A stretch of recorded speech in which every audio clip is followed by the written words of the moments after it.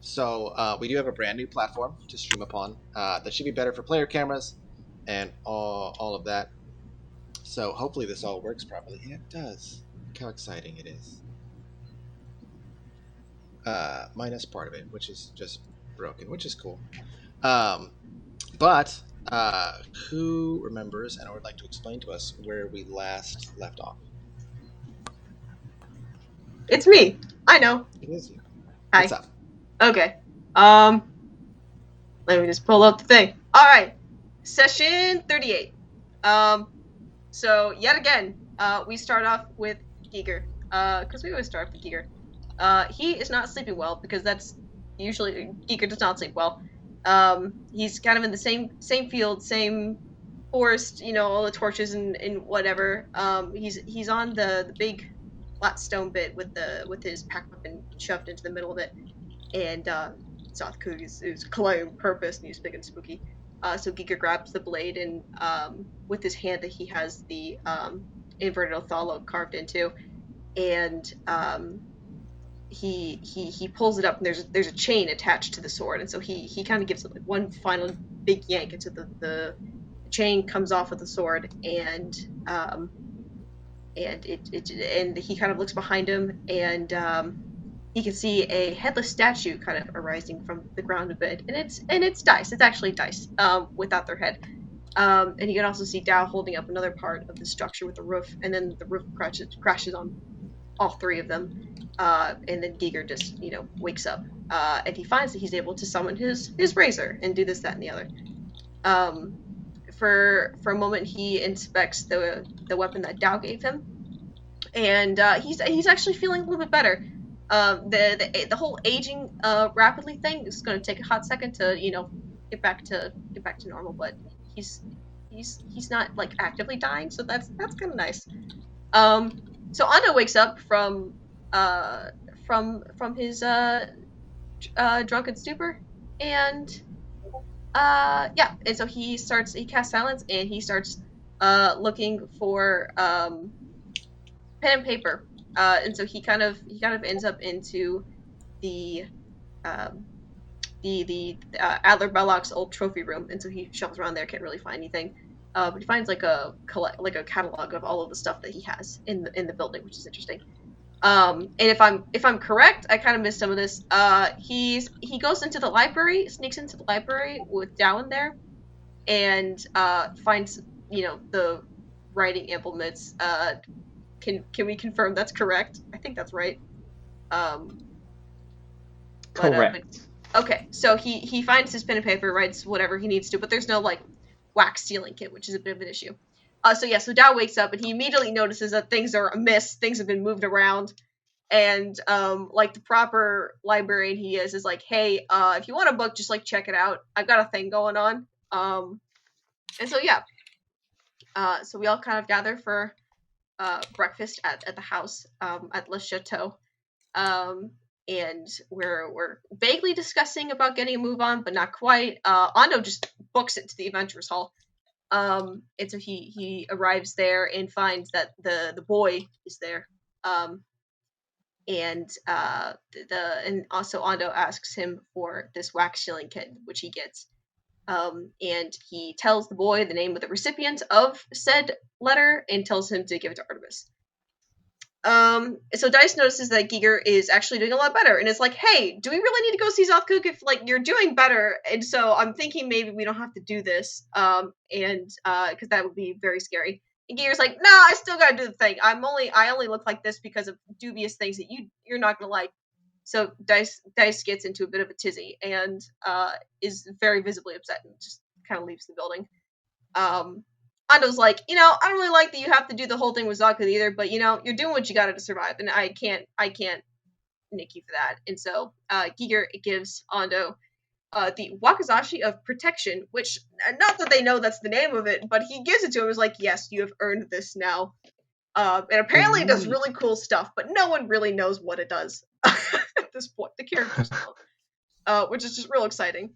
So we cut to Dice being having lots of big feelings and kind of just like stomping around the streets of Azeroth in their own head, and just kind of like wanders wanders around the Imperial Temple, wanders around the Adventurers Hall, ends in a place they don't recognize, and so Giger goes after them. Ends up in the Adventurers Hall for a little bit and tells the boy to send someone if they see Dice and to look for an angry gnome on the street. So I guess that's Giger's official identifier. Um, and so Giger, he walks around and he kind of looks for to see if Dice has accidentally damaged things, which seems to be a reoccurring theme because Dice doesn't. It's all an accident. And so eventually finds them when they duck into an alley and almost runs into this Hangyokai carrying a bunch of boxes. And so Dice, not in their inside voice, starts to get into a tiff with Giger, and Dice just doesn't really understand the whole thing with Zatkug. Like, they're pretty convinced that once Giger does this one thing for Zatkug, Giger's convinced that he's going to be let go at a point. Dice doesn't think that's the case. He's just going to keep getting more tasks, and Dice doesn't really understand, or I guess sees that this is Giger intentionally putting himself in danger for some reason that he doesn't have to, and doesn't understand why he can't just stay safe and just stay with the party, not risk his life like he seems to do for Zatkug. And is just very frustrated with the whole situation because they can't really fix what's going on, and they don't want to see Giger getting hurt. And so Giger's like, I trusted you to try to leave Zatkug in your way, Dice, which is to say just to get up and go. And now Giger is looking for Dice to trust him enough in order to leave Giger's way. And so that seems to kind of calm Dice down a bit, and they kind of conclude that they should probably be more like their look-alike, that their initial form, which is say to be a bit more like a warrior, like they were. And so yeah, they leave, and the whole alleyway that they were in is just cleared because Dice has no inside voice and is very loud, and so everyone was able to hear Dice's side of this conversation. They booked it, and so they stay at the Adventurers Hall. In the meantime, Dao, Aoi, and Ando are still at the house, and they're just kind of hanging out. And Dao's like, it's kind of weird. I have all these books, and none of them say anything about the Silent Wood. You feel like there would be literally anything, but maybe we go into the Crossroads and we find something that's useful. But he really doesn't just want to go in blind. And also maybe we'll see Letitia, maybe on the way to the Crossroads. That'd be fun. So eventually, Aoi, she's bedhead and whatnot, comes down to the dining hall, and she's all right. So Dao kind of starts asking her about her heritage, because she's Elven. She's very clearly Elven. And there aren't a lot of those just out and about, and so she's like, yeah, I'm a pretty rare breed. But there's a reason why I was shuffled out of the capital. And he's like, I want you to feel safe here. Maybe I can train you in armed combat. You might be better with bows. And so suggests that she starts training with bows, and then maybe when he gets back from, this mission the party's about to go on, that she shoot blunted arrows at Dao before Dao can reach her with a wooden sword, which sounds just entirely safe and nothing can go wrong. And I was like, I'm not really worried about, daggers and whatnot. I was shuffled out of the capital, and I have no idea why or what's coming or what was coming. She had a friend that helped her out of the situation she was in and get her into safety, so she wasn't killed outright. But she doesn't know how much of that is going to help her now. And so Ando asks if she actually wants to be in hiding, and she really doesn't. The house is nice, and the Okia is also pretty nice. But would rather not have to hide all the time. And so Ando's like, hey, I've got like a friend up north that you could probably stay with if you really needed to like get out of Dodge. So there's that for consolation. And Dow's like, yeah, I got an old place in Zegara if you want to go there. And so he hands her the address, and she recognizes the address, weirdly enough. And she's like, I don't really feel unsafe. It's just lots of things that I don't know about. so Dow's like, why do you recognize the address? And she's like, I didn't realize you were in with the Jade Guard. And Dow explains he's really not. His grandfather was in the military, and he got out of Dodge, so they were on thin ice. Father was in the military, left, was on even thinner ice, like the most thin ice. And then there's Dow, and Dow's doing what Dow does, and so not on good terms at all. And then Aoi reveals that she's actually met Dow's father, at least, a couple times in passing, at her, at her, where am I in these notes? I go by so fast. Yeah, and then Dow's like, whoa, how have you met my dad? That's super weird. Maybe we should talk about this. And so they kind of have a chat, and she's like, I was formerly the princess of the empire. She was third in line to the throne. And so she was able to sit on several of her father's various meetings, and that's where she was introduced to Dow's father. And she doesn't really understand why she was kidnapped and had to leave the capital so fast. But she doesn't really know much about what Dow's father was doing or what, but knows that him and her father worked really close together. And Dow's like, yeah, I mean, he didn't really do a lot of great stuff. And apologizes to Aoi for all the stuff she had to go through. And he says that it's been difficult. It's nice to know someone who kind of understands what it's like being in that environment. And it's been kind of difficult to connect with other people because they don't really get it. But Aoi gets it apparently. So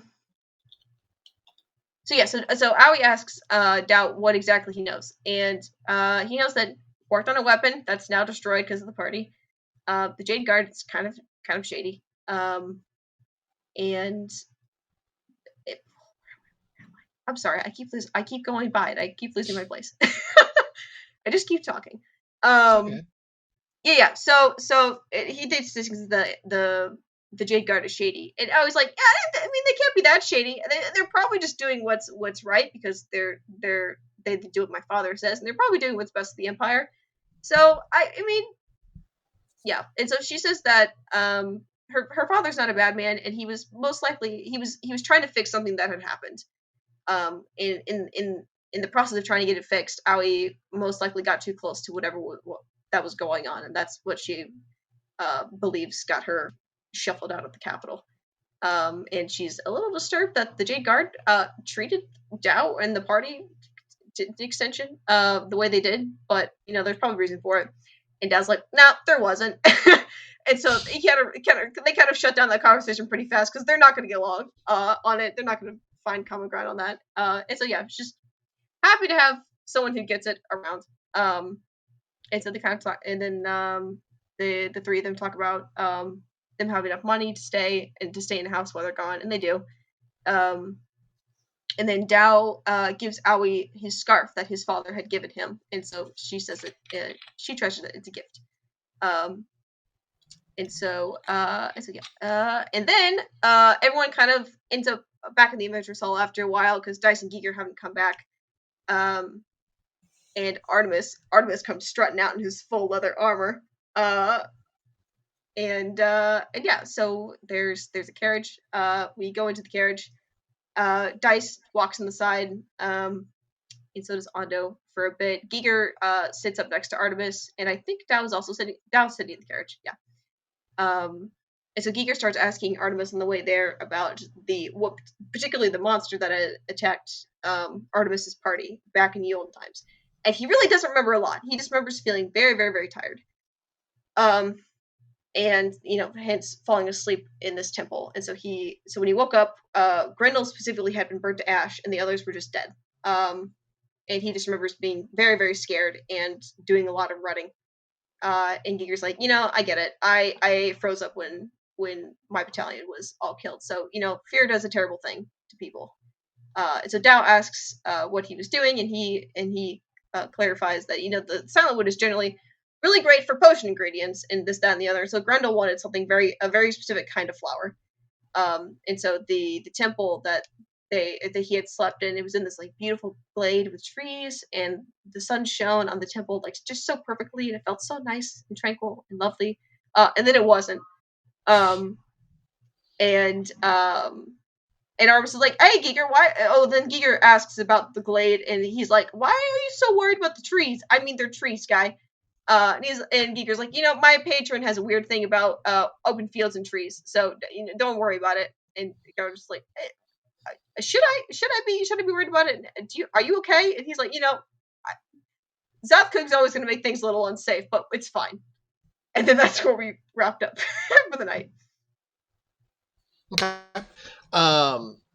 Yeah, a lot of like little lore drops last session, so I know that puts you maybe the carpal tunnel for that week. I'd like to pick up. I think we ended off like right as you guys were coming up to the town of the Crossroads, which I'll pull up a map here so that the audience can kind of see where we're actually at. Because I don't know if you've actually seen the map. So where we are right now, our party has left Azeroth and has moved over to the Crossroads, which sits at the physical crossroads of the world.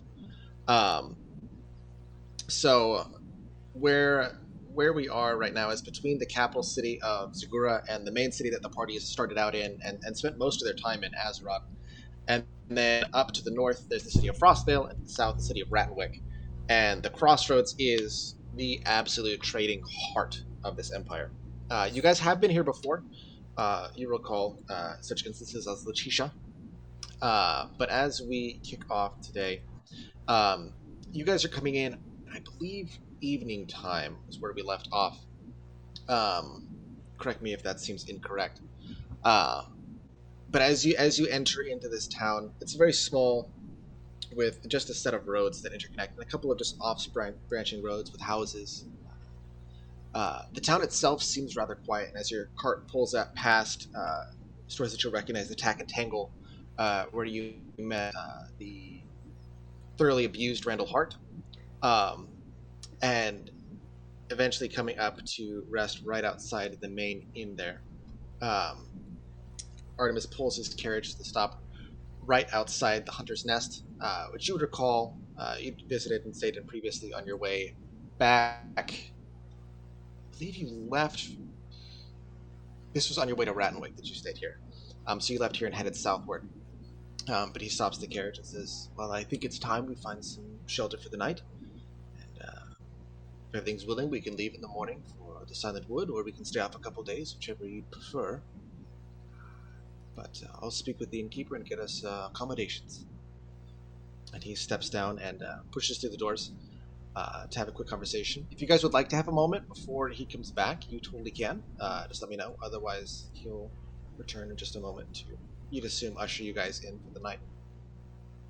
If there's anything you wanted to hit before that happened, though.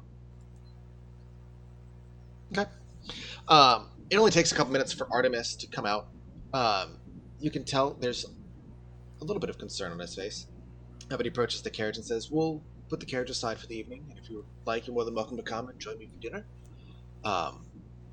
Situation in town is a little dicey. Unfortunately, a couple of the locals have gone missing, so it's a little tense. But it should be fine. If you'd like to come and join me, there's some dinner being prepared now. We can grab a table. That sounds perfect.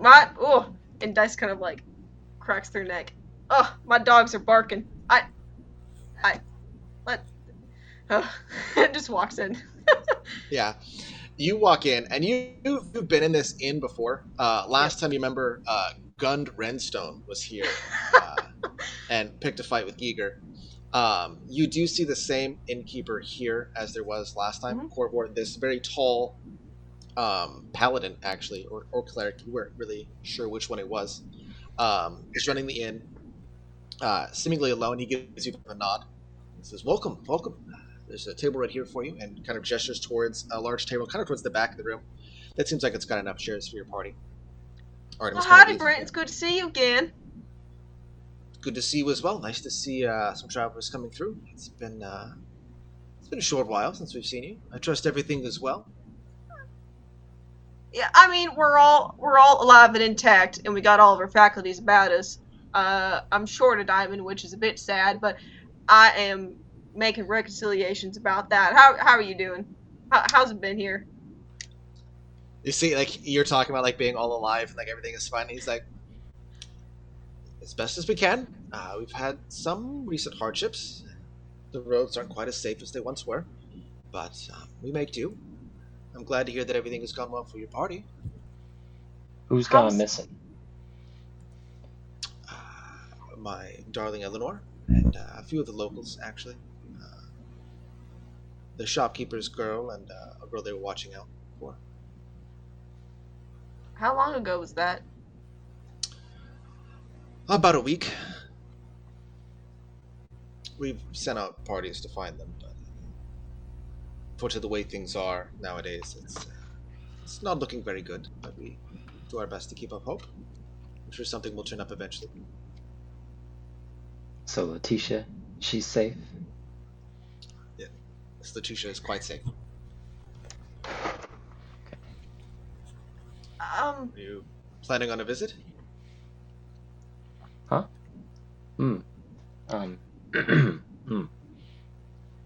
Sip some of my ale and just pretend I didn't hear the question.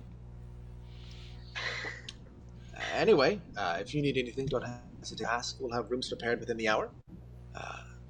So if you need anything, I'm here. Kind of like leaves you to your devices while he gets the food ready. Oh, before he goes off to do that, Dice is gonna like get a bit closer to the bar and kind of like try to pull him over and not be super loud as much as Dice tries not to be super loud. So Brent, I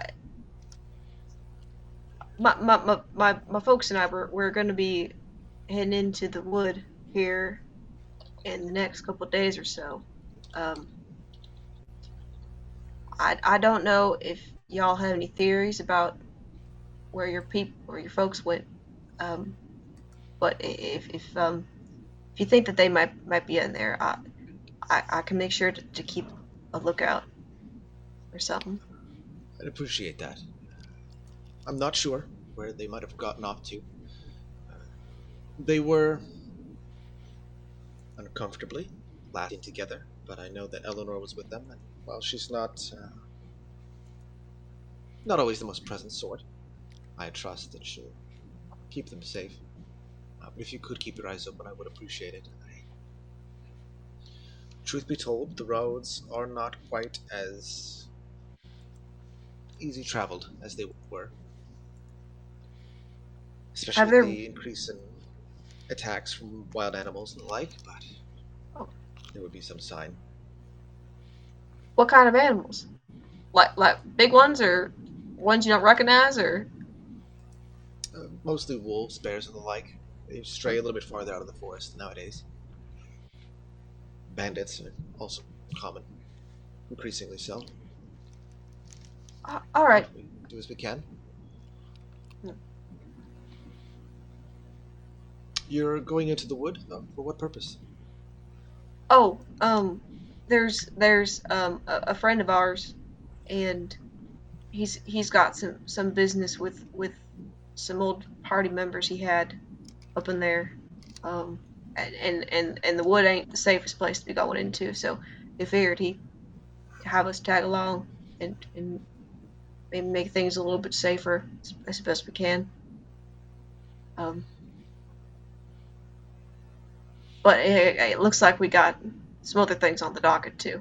But it's all right. What else did you have on your docket?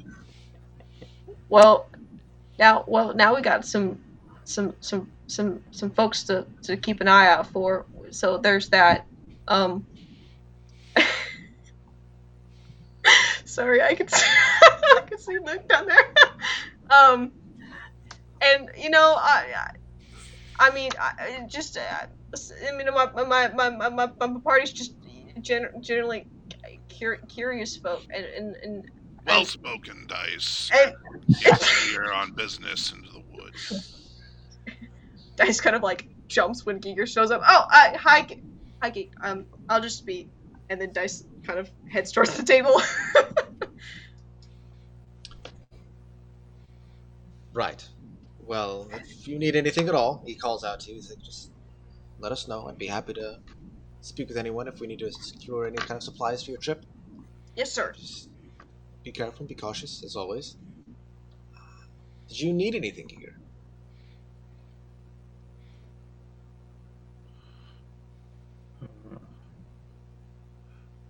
Potentially lodgings. Well, that's already been taken care of. We should have a room for you within the hour. Uh, Could you source me some bear traps for going up there? Sure, I know where you could get some. I can't grab them myself, but if you look towards the Nook, Borgor will be there. He'd be more than happy to get that squared away for you. I'm sure he has traps and tents, whatever else you need. All right, thank you. Of course. He kind of goes back to readying the meal that he's going to be preparing or bringing out for you guys here shortly. As you guys kind of all congregate around the table, Artemis and his two fellows are there, starting to drink and get into their cups. You have a brief moment if you guys would like to talk before the dinner per se is served.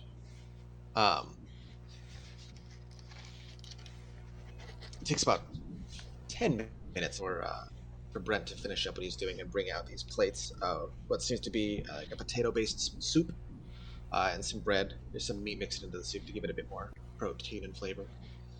It passes them all out. Since your rooms, as I said, will be ready here shortly. In the meantime, please feel free to eat. If you need anything, as always, I'm here. If I'm not at the counter, just knock on the door. I will come out as soon as I can. Kind of gives a nod and leaves you all to your devices. While we're eating, the food, he's gonna kind of openly ask, do you think all these animals are kind of the same things that we ran into after leaving the mountain? I suppose we did hear some wolves, didn't we?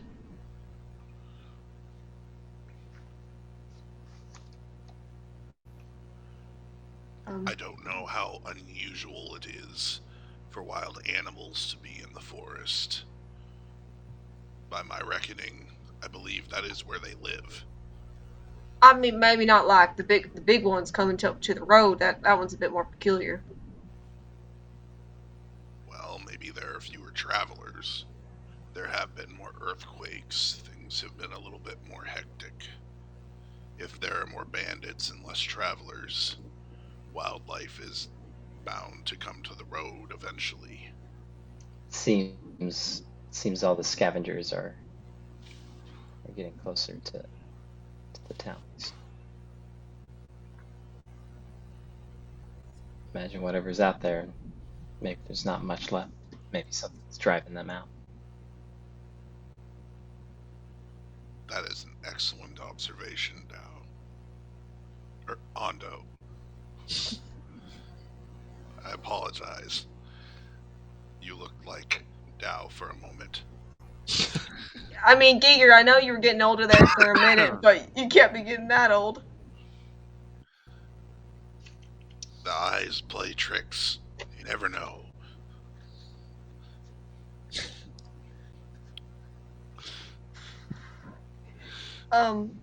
If it's all right, I don't know how quickly y'all want to be scooting out of here, but I'd like to visit the cabin before we go. It's just kind of the closest place we get to it.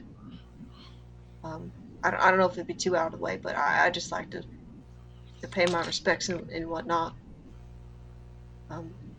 Kyle, how far away was the cabin site to the Crossroads? I can't remember. It was a couple hours walk. Couple hours. Okay. Like 2 to 3 max. Okay. So it takes a short while to get there, but it is on the outskirts of the forest. Okay.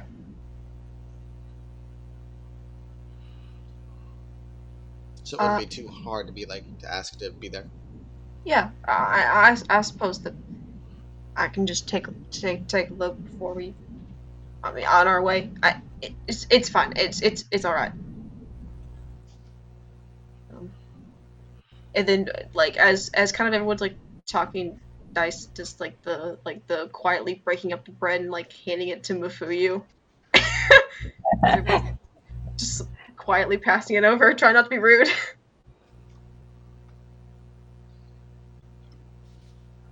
Artemis, how are you feeling about all this now that we're getting up to it? It's difficult to process, honestly. There are a lot of mixed feelings here, but I think we're well prepared for whatever may come. I think it should be, well, I hope it should be as easy as going in and collecting, and bringing it back out. If not, I'm sure with as many people as we have, there should be no issues. Truthfully, I'm a little concerned with these reports of missing people and the increases in dangers on the road. But I suppose it can't be helped. It's one of those things. Kind of gives it a little bit of a half smile. Right.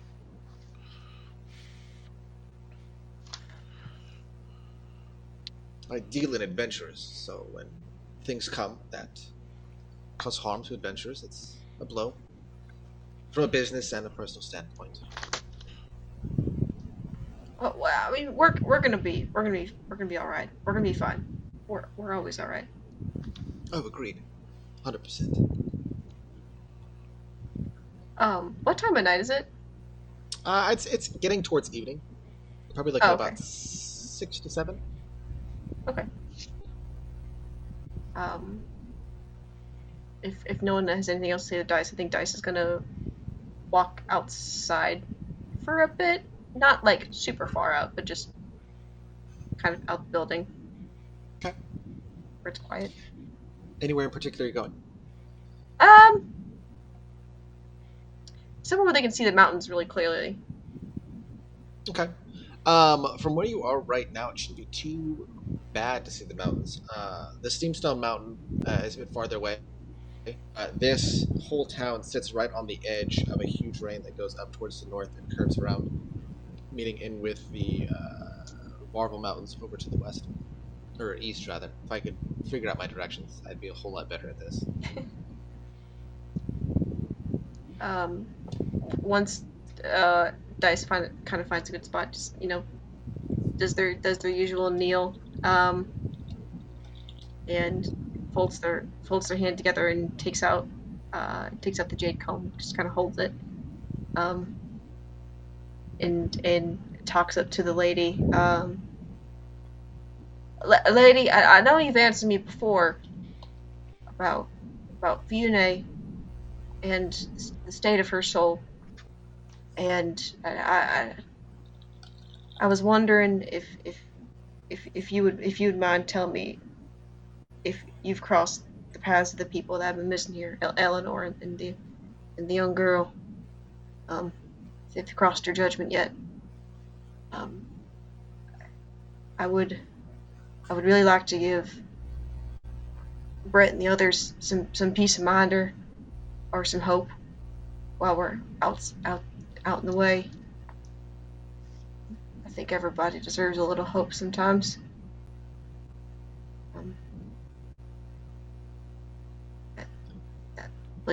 That would be nice. Make a religion check. Oh boy.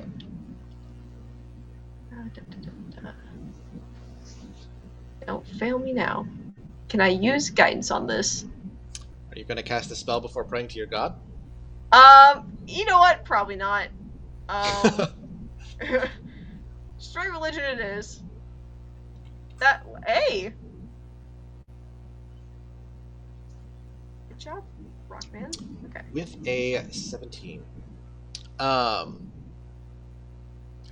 That shows just deliciously on the tabletop. So that was the first test of that. You don't get an auditory response back on this. This is not. This is a normal thing for your deity. Your deity works in feelings and thrumming of a string that you know ties you to them. It's not a matter of getting a sense of ease or dis-ease regarding these missing folks. There's almost an aversion here. You issue this prayer and feel this twisting in your gut of something that feels just wrong. to your deity. You're not quite sure what that means, really. You don't get the sense that they have crossed over, Okay. but you're Fine. not sure why that sensation is there. So Dice has had a similar kind of conversation about Giger in particular. Is this the same kind of wrongness that they've had when talking about Giger, or is it different? It's similar. I wouldn't say it's the same, but it all kind Okay. of stems from the same feeling of it's not something that your deity is happy with. Okay. With that, Dice will kind of comb their hair a bit before getting up and going back inside, kind of quiet as they can. Dice, while you're away, your party is still at this dinner table. I'd imagine probably finishing your meal, like pushing back a little bit to rest and drink some ales. Were there any conversations or moments that you guys had wanted to have at the dinner table before Dice came back in these moments? Or anything that you wanted to have here before we kind of disperse from dinner and let you guys go your own way?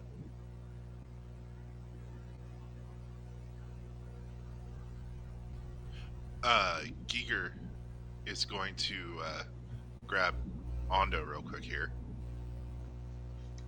At the table, correct? Yeah. I think what I'll do is, as Giger's getting off the table, to kind of walk away as we go our ways before we settle down. He'll just motion over for Ondo to kind of come here.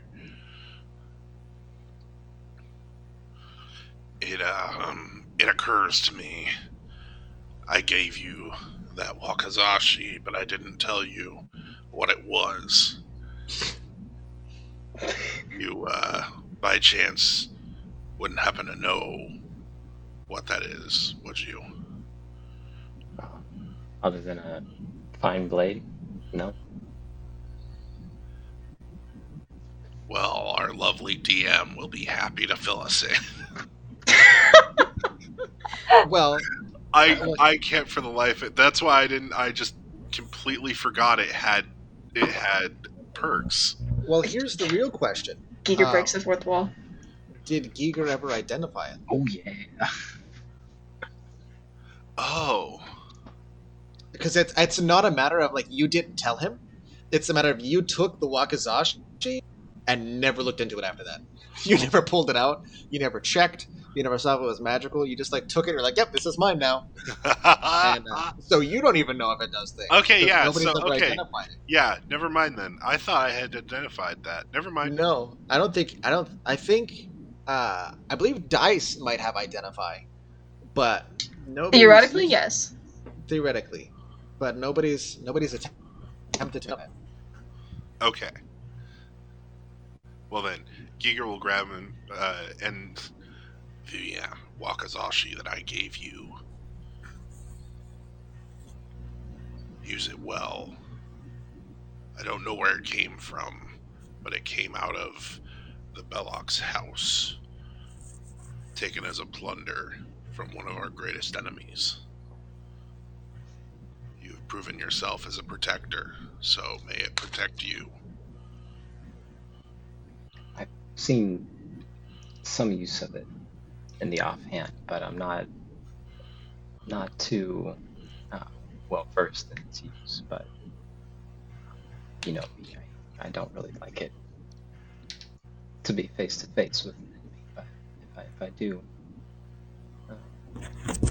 I plan on using it.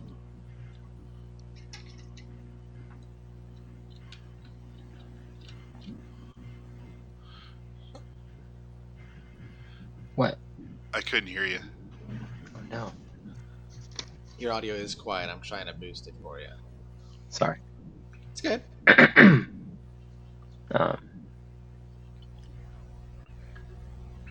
Yeah, I was basically saying I'm gonna kick ass with it. I normally like to shoot people from far away, but if they get in my face, they're gonna get talked to. That's the cliff notes. Okay.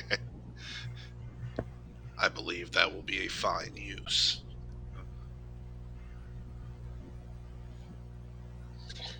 About this point, Dice comes back in from their walk, just as Brent comes back from the back room.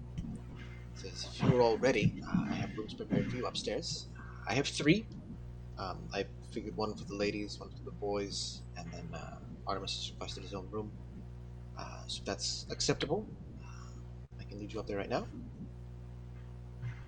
If you'd like a 4th room, that can be arranged. We don't have many travelers, so we have a few spares. Oh, 3 should be fine. I mean, we get along just well, sleeping in the same unit, so it's fine. You Three- see that three- like Artemis's 2 companions that he's brought with him kind of like look at you and just kind of like, okay.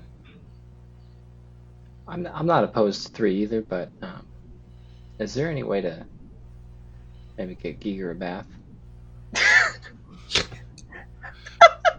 It's been 39 sessions.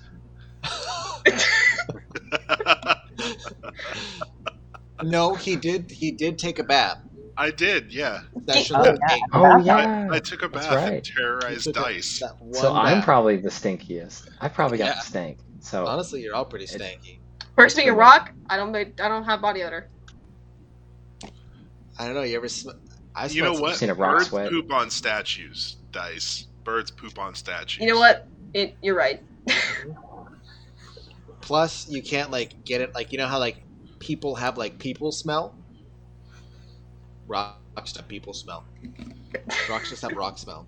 Okay. So if you cool. get some duty on a rock, it's gonna stay there. Great. Okay, so we're all stinky then. Great. Yeah, Dice, you're you all smelled a officially- little cavernous today. Oh my gosh. Thank you for that. Put that in the quote book. Our Twitch chat has offered up the beautiful quote. What are these animals doing in the woods? They live there. This is- so much. This is true. Yep, We did live there. that's what we're here for. Brent kind of chuckles and says, "We do have a bathing room available. It's not quite expensive, but it should suit your needs. I'll have the water warmed. I'm sure you can figure out an order yourselves. In the meantime, if you need fresh sheets or decide you need a 4th room, let me know. There are a lot of you, so it's completely up to you." Of that, he shows you the first 3 doors on the top floor are open to you. There's like an open balcony with these rooms behind it. You gather from the layout, it has like the main area of like the tavern, like where most of the dining happens, and then his area that he lives in is back underneath all of these rooms that he lets out. So there's a total of 5 rooms on the top floor, and you have the first 3 on the left side. But he shows you your rooms. Says, with that, I will likely prepare for the evening. If you need anything at all, don't hesitate to knock on my door. I am available. I might just be asleep.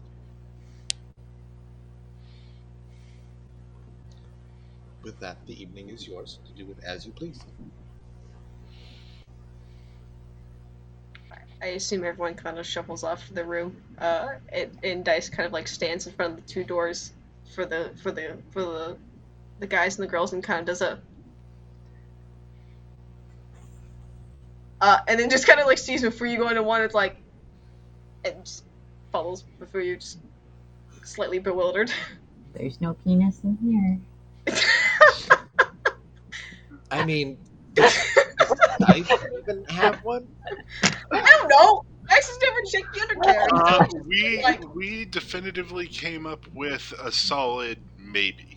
Oh, let's not get back into that conversation.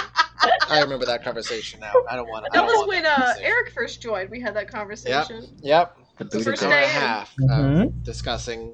Yeah, Buddha let's not dicks. get into that. So I yes, remember.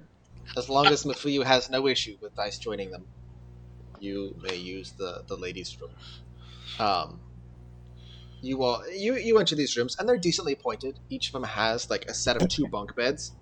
That like up against the wall with windows that face out towards this small bit of a plain that extends out a few miles before they get down to the forest edge.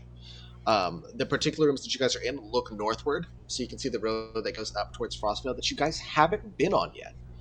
You got very close to it, but you haven't actually traveled this road. This is the path that you were intending to take when you went up into the Steamstone Mountains, but instead diverted into them. Giger, Dao, Ondo, and then Artemis's 2 companions, which are over here. Sorry, I have so many pages right now. Ariu Flintmite and Burdar Shakal all join you in the men's room, and Artemis kind of goes off into his own room to be alone for the evening. But the night is yours to do as you please. If you'd like to just go to bed, we can get into that. If there's anywhere you wanted to go, you wanted to visit, or if you wanted to get into those traps, we can get into that. But the evening is yours. What would you like to do? I will advise this is potentially your last night outside the Silent Wood. So if you want to do any preparation for that journey, this is the time. I got a little laundry list. Yeah, Yeager has some shopping to do. Okay. I will probably head off to the Nook for some evening shopping. Okay. It's you exit the inn as you do. You go to the Nook. The Nook is so if the inn is on the main road that goes east-west, the Nook is on the road that goes southward. Just kind of like nestled in the corner there. You have been here previously. It is run by a rather tall gnome named Corbor. Yes. The shop itself has a main counter right by the doors that stretches across the full length, and then it's got just the most ramshackle shelves. Like everything has its own place, but nobody's certain where that place is. The only person that does know is Corbor. You would remember last time he has a daughter Nahi that he treats quite well, and his daughter Nahi was having a friend stay with them. Luna, what's her name? Luna Rosewood, if memory serves. It's been a hot minute since that session. The tarot card girl, yeah? The tarot card girl, yes. The one that gave you your tarot reading. You enter, and a lot of the hustle and bustle and kind of like energy in the room is gone. You see Corbor isn't at the counter, but hearing the little bell jingle as the door opens, you hear him come around and says, "Ah, yes, looking for some goods, wares. What can I help you find?" Corbor. Yes, I'm about to take a trip up to the Silent Woods. I was wondering if you could help me with a few items here. I was told you might be able to help with some hunting traps. Certainly, I can help with that. Any idea how big you're looking? Something small, something large? What kind of trap you want? What's the largest you have? I can do a bear trap. It's pretty substantial, about yay big, spring-loaded. Let's Would you go like a ahead leg and off? let's pick up one of those. Okay, just one. Let's do two to be safe. Let's do Okay, I could probably sell you with a bit of a discount for 11 gold pieces, if that's agreeable. 11 gold each or total? Total. Oh, okay. Well, for I have a few other things I'd like to add, Oh, sure, if that's all right. sure. Would you be the place to get caltrops? I certainly can be. Is that what you're interested in as well? It is. It is. I was looking for, I believe, a bag of them. Yes. Okay, I can probably do a small satchel of, say, 20. I'll add in 2 more gold pieces. Great. And this rope here, it's seen some better days. Uh, yeah, I it see didn't what you hold mean. up well last time, so I need something Well, a little I better. do have a few options for rope. We could Oh, do either the same hempen that you likely have, or I could upgrade you to silk rope. an upgraded rope. Oh, sure. Tell me about Silk is a this. bit easier on the hands. It can be a bit sturdier. It's the kind of thing where if, for example, if you needed to grab a firm hold, hempen rope has a tendency to chafe. Silken rope, however, does a bit better job of being lighter on the touch. Uh, but it's a preference. Oh, yeah, sure. Why not? Do you have a preference on color? Um, Red. Red? I can do red. He pulls out about 50 feet of this reddish rope. Is I could part with this for about. I'll give you a discount. I'll say 9 gold for this. If you'd Okay. like hemp and rope, that would be 2. So there's an upcharge for the coloring and for the rope itself. That's fine. But I think it's quite agreeable. Anything else? 2 last things. I'm looking for a crowbar, Okay, and the other one? and the other one. Do you have any maps? Maps. Maps of the Silent Wood. Not many solid maps exist of the wood. I do have a map of some of the outer areas and certain ingredient spots, but I'm afraid it doesn't go very deep. Doesn't go very deep. Okay, no, that's fine. I think I'm good with just the crowbar, no map. Okay, I can do a crowbar for about 4 gold. I think that sounds fair. Okay. He kind of wanders over and he like collects the individual things from the racks, which are scattered everywhere across the shop. He brings them all to you in a bundle of his arms and says, "Here you are. The total. I think. Hold on. He had you at 11 plus 4.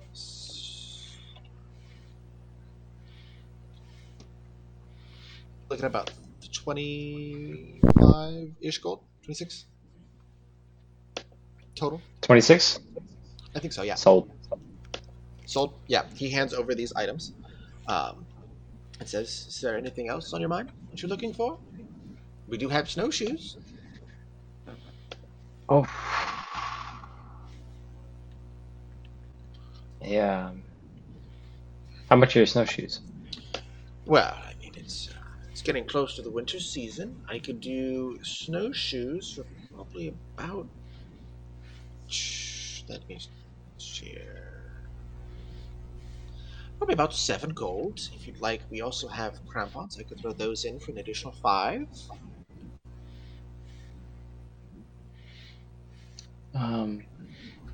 Yeah, that would be fine.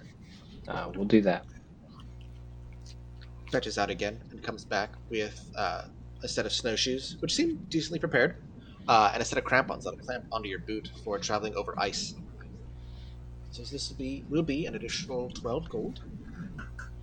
Okay. He holds out his hand, takes your gold, and hands over the gear.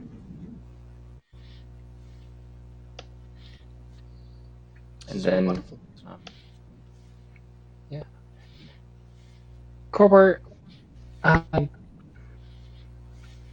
looking around, everything seems a little dusty in here. Has everything been going well business-wise? Business is slow. We've had to shut down our bakery for the time being, but hopefully that can be back up and running shortly. We'll see. I know your muffins were a big hit. Oh, agreed. Yes. Yeah. They were a favorite. You could tell that he's obviously he's trying very hard to smile and give out the customer service voice in this.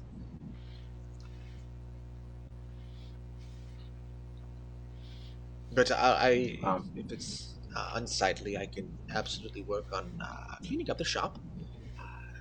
No, not at all. I've been a bit busy as of late. Maintenance sometimes falls between the cracks.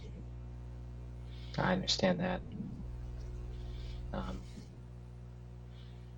didn't mean anything by that. I'm sorry. No, of course. Appearance is everything. I completely understand.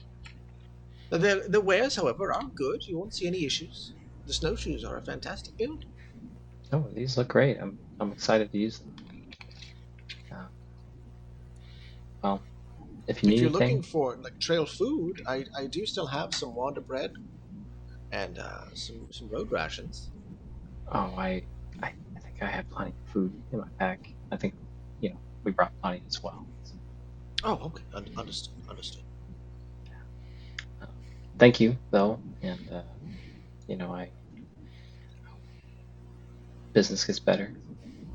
Oh, me too. I'm sure it will. It ebbs and flows. Yeah. But anyway, I think I'll stay up for a little bit longer. He kind of peeks out the windows and says, "I think I'll turn in for the night. If you need anything else, I'll be awake in the morning. You can do it then." And if you need anything, let us know. Oh, for sure. If you find any rare items or pelts, I'll be certain to buy them off of you. Pelts? Okay. Oh, We sure. can do that. Leather, anything like that. Bits of metal, scraps, loot, maps. All right, Find an Corbin. odd I'm pair of snowshoes. walking out the door, Corbin. I'll take I'm walking. caltrops. Walking.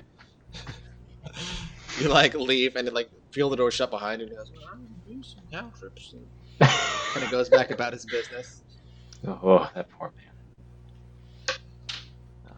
Giga, you said you got things you wanted to buy as well? Yeah, actually, I was heading to the same place. Okay. No. And I'll get back into you, Ando, in just a second, because I know you had another place you wanted to hit up. Giger, you like pass Ando going to this store. And unless he stops you, push open the door, just hit the little jiggle of the bell. And you hear like a little scuffle as Corvo comes around, like peeks around the shelf. He says, "Oh, welcome. I was about to turn in for the night, but is there something you needed?"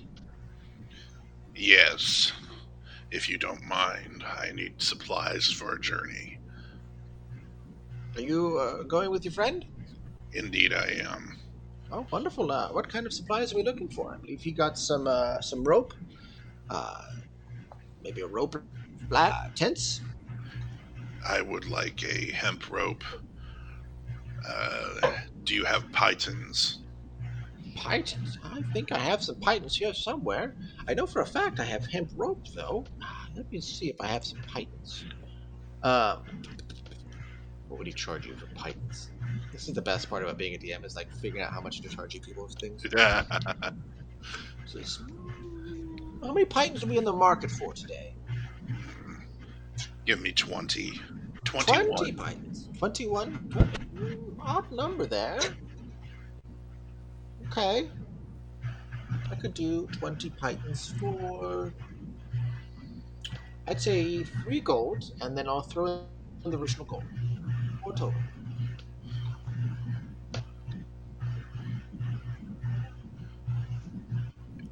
Does that seem fair? Indeed. As well as that, I need, let's see here, cigars. Do you have cigars? I have a couple. Any preference? I have some more regular quality and then some finer. I haven't got a shipment in for a while, but there's some from Zagura that I think you might enjoy. I think it depends on tastes. How many total do you have? Total? Like overall? Yes. About 30. And how much would you take for all 30? I see. Well, to beat the whole stock, I could probably do.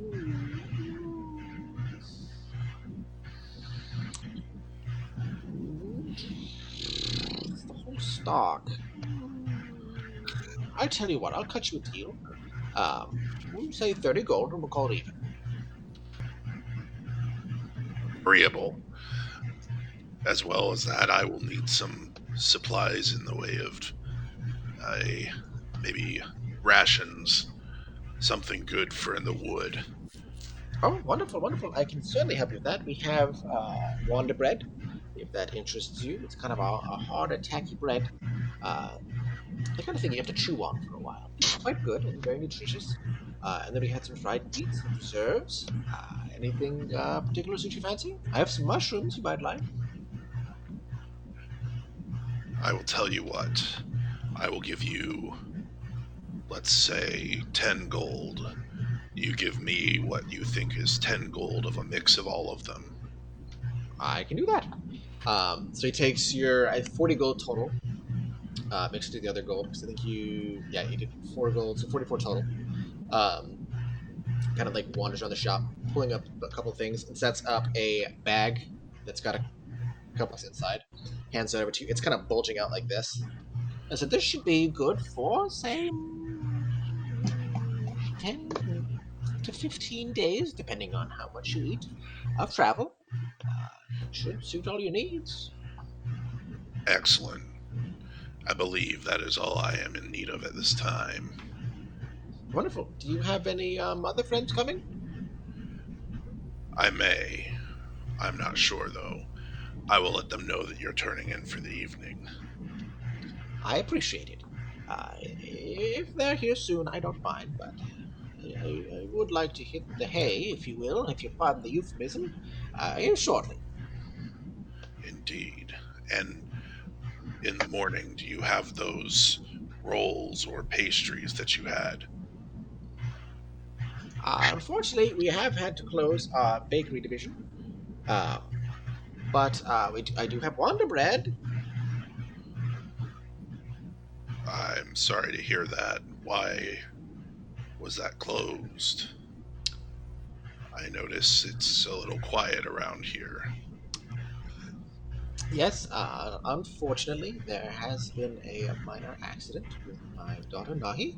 Uh, I think she's been missing for a couple days now.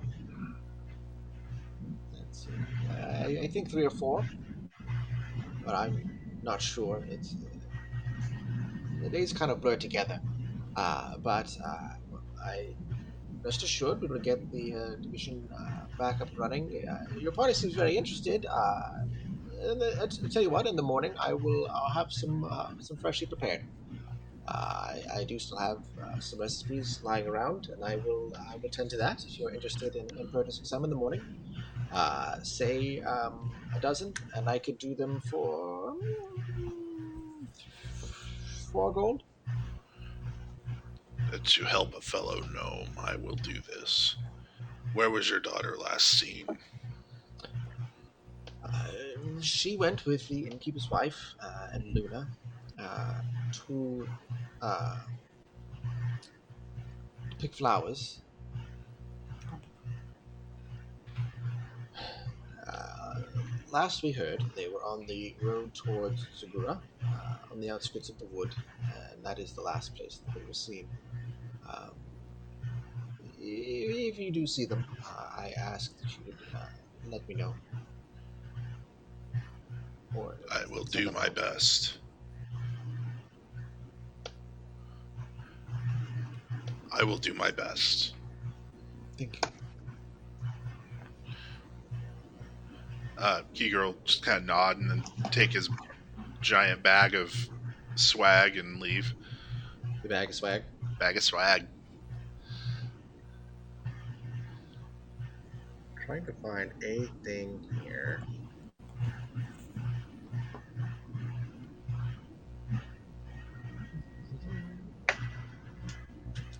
Fascinating. Yeah.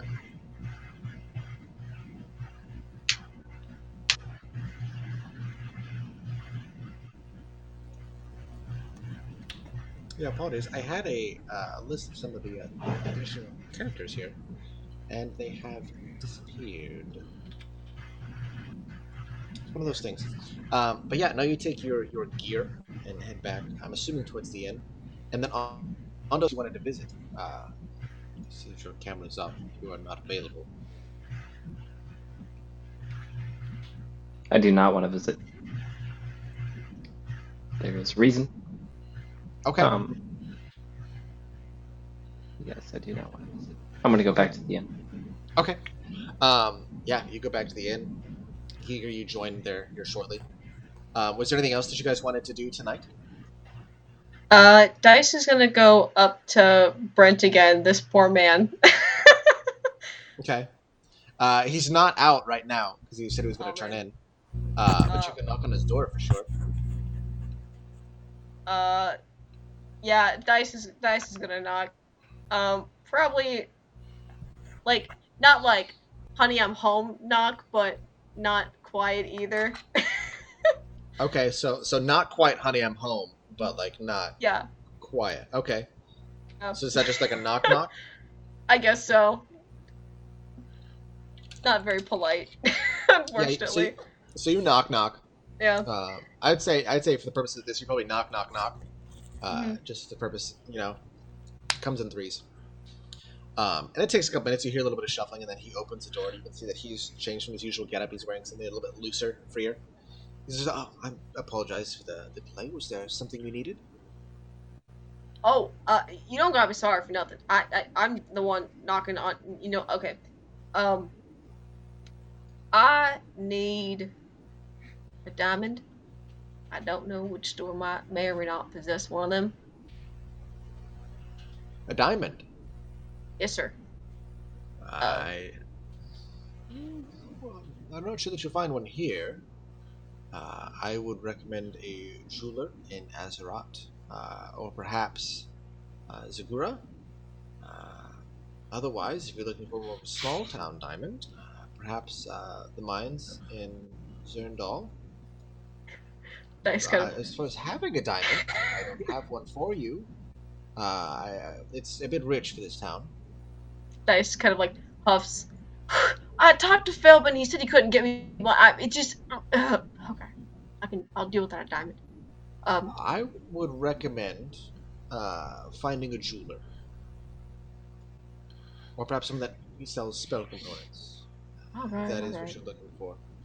You got spell component folk here?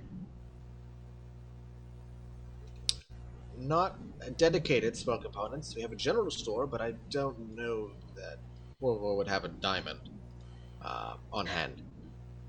All right, I guess that's gonna do. Um. Oh. I don't mean to keep bothering you about this, but it seems to be the big news of town recently. I know we don't serve the same gods or nothing. But I talked to my lady today, and um, she's she says that they're alive. Their souls are here. Um, she ain't passed by him yet. I'm sorry, which lady? My lady, the lady of the grave, beyond the grave, Gray Lady, the best lady, my lady.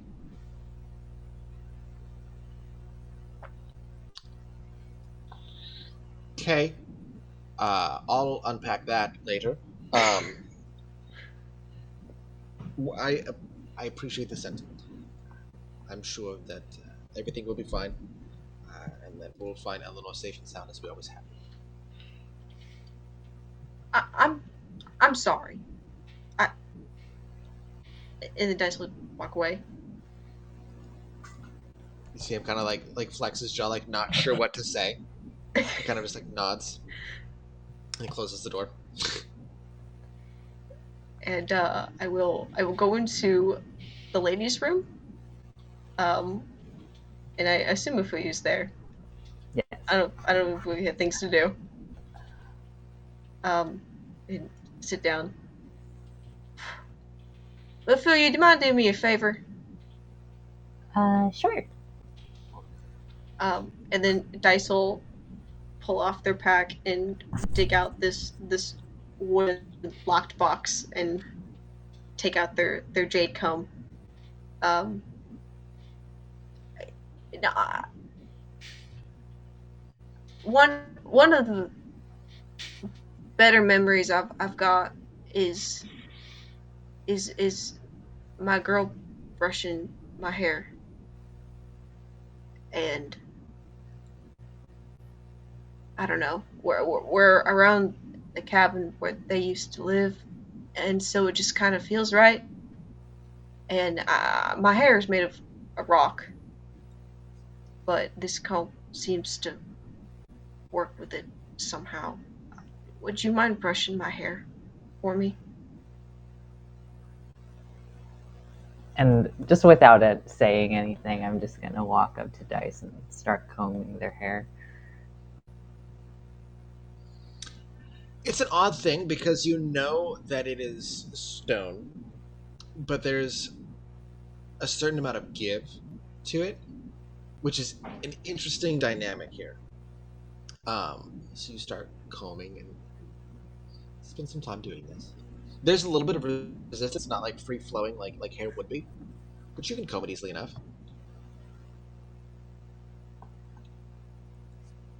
I can't say I've ever combed rock before.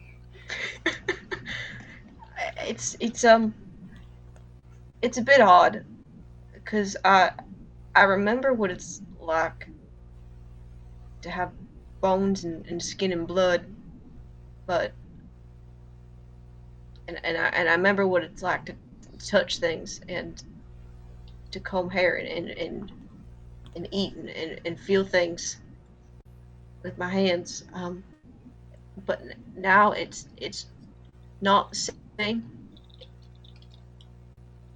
and a lot of times I just wish that I could have that again, but I have to find what I'm grateful for, this body, this rock that I'm given. I guess it makes me stick out a lot. I got that going for me. I'm pretty strong. I don't gotta sleep. That's pretty quirky. Um, it it's hard sometimes, but it's what I have. And now I Yeah, get to change my style. I got to change my style once, so that was exciting too. exactly. And I mean, I guess it's always something that you would wish. We always wish that of the things that we don't have. Like, I mean, sometimes my hair kind of gets in the way, um, gets dirty really fast, and sometimes it hurts when when my hair gets caught on things. Does Dice feel that? Like, when their hair gets, like, tugged on? Or, like, It's like an odd thing because Don't know. so their hair is like solid stone. So no, it doesn't get caught because the stone weaves itself around the comb. So it's not like actual hair that can tangle because it's just a solid entity. So yes, but no, because it doesn't happen. But if it did happen, then in theory, yes, but it doesn't happen, so it's weird. And that's all I got to say about that. It certainly does. Yes, it certainly does. But does it? Dice will like try to scritch Mafuyu behind the ears. oh, my tail's wagging. It's a good night. It's a good night. Hair combing and ear scritching. Did anyone else have anything that they wanted to hit or deal with this evening?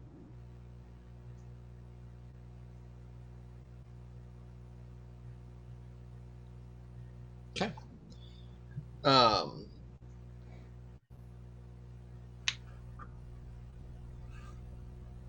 Giger, make a religion check.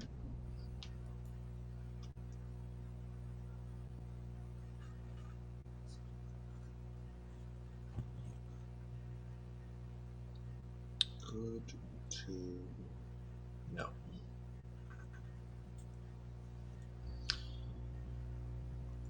You all go to sleep in your different rooms. Dice, you don't sleep, but Mafuyu does. And so Mafuyu, you go to sleep in your room, and Dice, you do you. Whether that's sitting on your bed or just exploring or pacing. But you are not required to sleep. You're just required to be still and relax.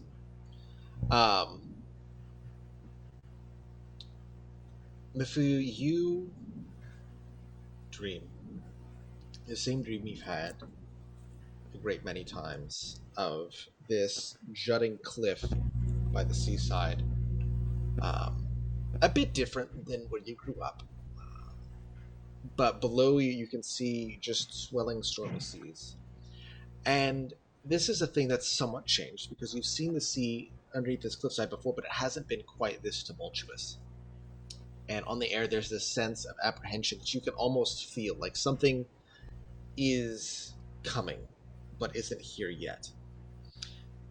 On the horizon, you can see what looks like greenish clouds starting to like spread. And in front of you, in front of this large tree, this twisted and gnarled sakura tree, you see what seems to be the same figure you've seen before. And again, you're standing a number of paces back from the edge of this cliff where they're standing, and you see them watching out towards the horizon, just standing motionless. What appears to be just a flowing kimono over them, just watching before they hold out a hand and just wait for a moment, looking not towards you but towards the horizon, just with a hand outstretched. Is there anything you'd like to do, say, or explore in this the moment that you're having? I'm gonna call out to said being figure. How far am I from this figure? You're about 20 to 25 feet away, not very far. So yeah, I'll kind of do a distance, like, hello. So you kind of like look over her shoulder at you, and it's this odd thing where you can't quite get a focus on them. It's like you know where they are spatially, but your mind doesn't entirely focus on what and who they are. But you see that you gathered their attention for a moment at least. They kind of gesture you this way. And I'll start kind of approaching them, light jog type of thing. They hold out a hand back and like divert their attention back towards the horizon.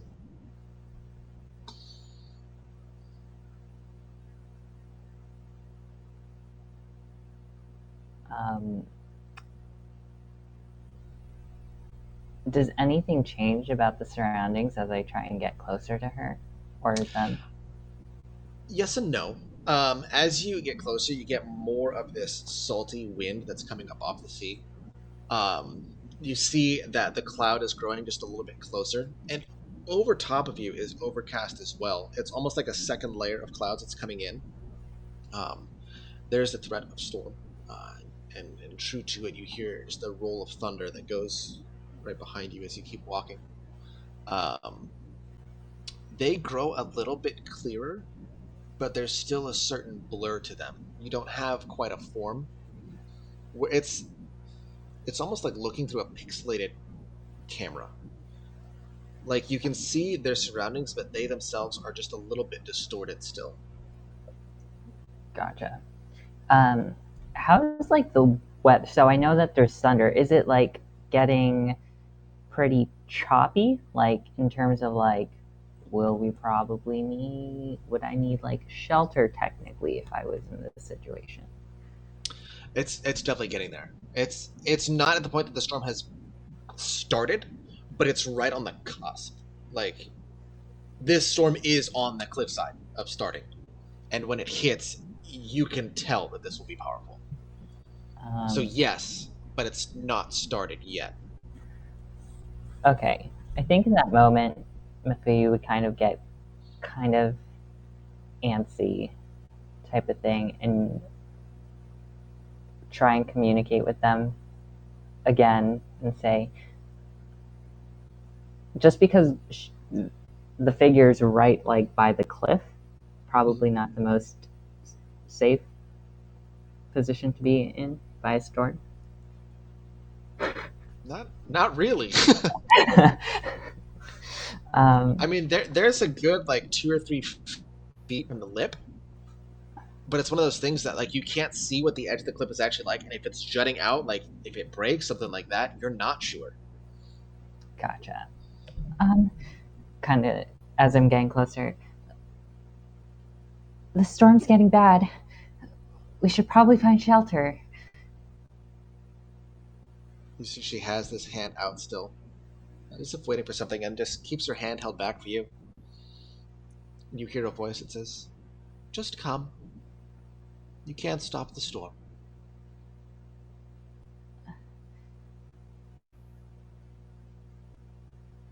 You feel like a drop of water splash across your cheek. It's like coming down. How far would I be like right now? And would I be like Steadily moving forward, you're maybe like 5-10 feet. I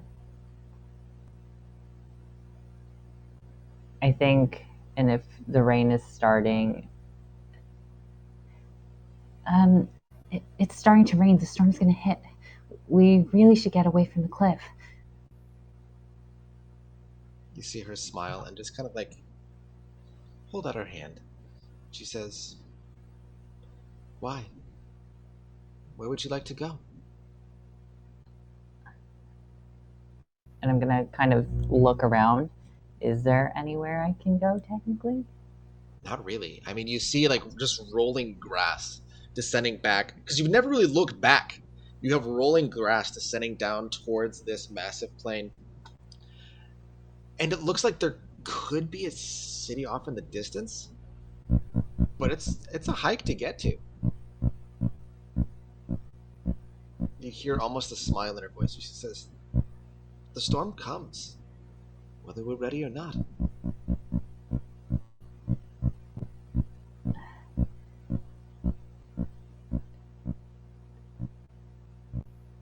I think I'm going to take her hand.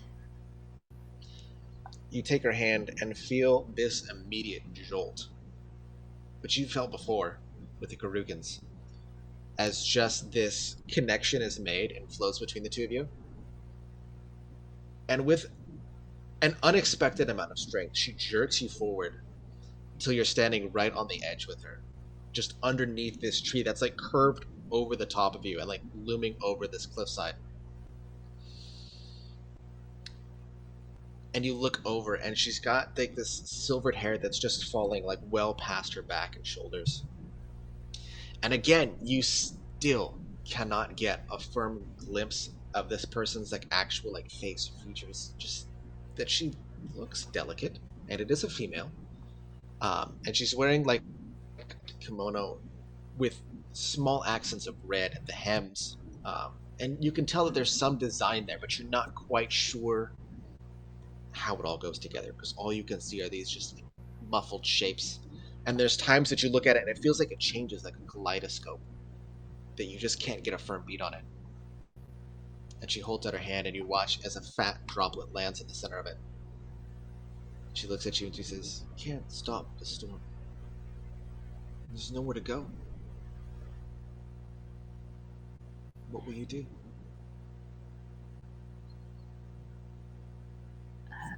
I don't know. What can I do? You see her kind of smile. You can just barely see just this almost blur of teeth. She says, "I don't know. What can you do?" And as she says this, you hear the loudest peal of thunder you've ever heard as lightning comes directly next to you. And that's the last thing that you remember.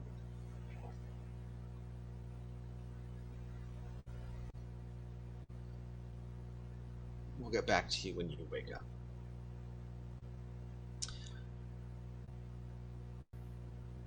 Ando, we haven't touched base in a while about your habits. This evening, how are you preparing for bed? What's kind of going through your mind tonight?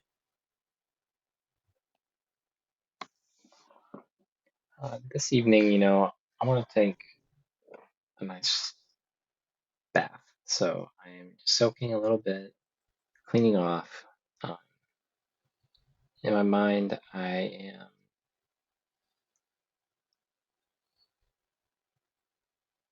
I'm ready for more conflict. I am, you know, half orc by nature, and I am ready for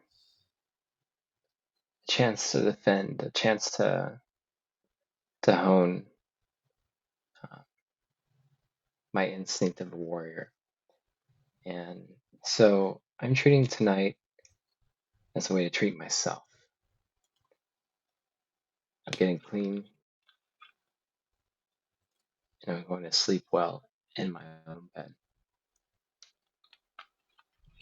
Okay. You have this routine for tonight, a self-care routine that you kind of take, just scrubbing down. It's almost like the eve of battle. I'd like to think for you, like you're getting ready for that and just getting in the mind space of wanting and expecting something to happen. Is that kind of how you'd be feeling? Yeah. Okay. You have this evening of preparation. You lay down in your bunk, and there are enough beds here for everybody. It's a bit tight, but you lay down in your bunk and close your eyes to sleep. And for the longest time, there's nothing. It's not that you take a long time to fall asleep, but there's an awareness that there is nothing. Like you know intuitively that you don't fall right into a dream. That there's just this void that you cross first. But a dream does come eventually. And as you gain awareness of the world that you're in, you find yourself on a rocky slope outside a crudely built wall. Uh, Around you, the sky is it's kind of like a hazy early evening time around you, up in the mountains. Your tribe is from the far east of this land, in the mountain ranges there. And that was the last place that you were with them. And you know that directly beyond this wall is where they are. But that's not why you're here. You're here for a hunt. And you're here for a hunt with one of your only companions, who's trailing behind you.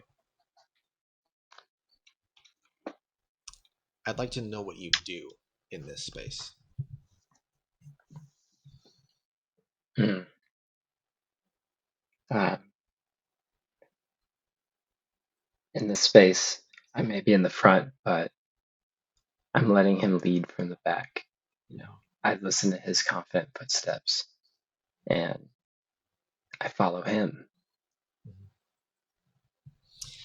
It's this weird dynamic where you hear him walking behind you and then you hear him stop. And you immediately stop because you can tell, like, just from the way that his foot hits the ground, that something's different. And you look back and he's kneeling on the ground, just touching a track over off the edge of this little path that you guys are on. He said, "There's mountain lions near here. One passed by here not too long ago. Shall we?"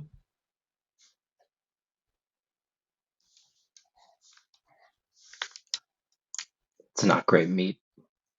It's only good for a trophy. I say we shall. You see him just grin. And he stands up and kind of like looks over the edge where you can see that it gets a little steep as it goes down because you're kind of like winding down this path that leads down the mountain with just this not quite sheer drop off. It's sitting at about a 70 to 60 degree angle. And he looks back at you and he grins. He says, "So we shall." And he takes this little hop and slides down this precipice, already pulling a spear off of his back. And he goes ahead of you this time through the brush, kind of looking at the way the tracks are going. Would you like to follow the tracks? Hmm. How far down does this cliffside kind of traverse? It goes like 60 feet down. Like it's 60. it's a pretty significant slide. Then I will follow. Just no hesitation. Make a survival check.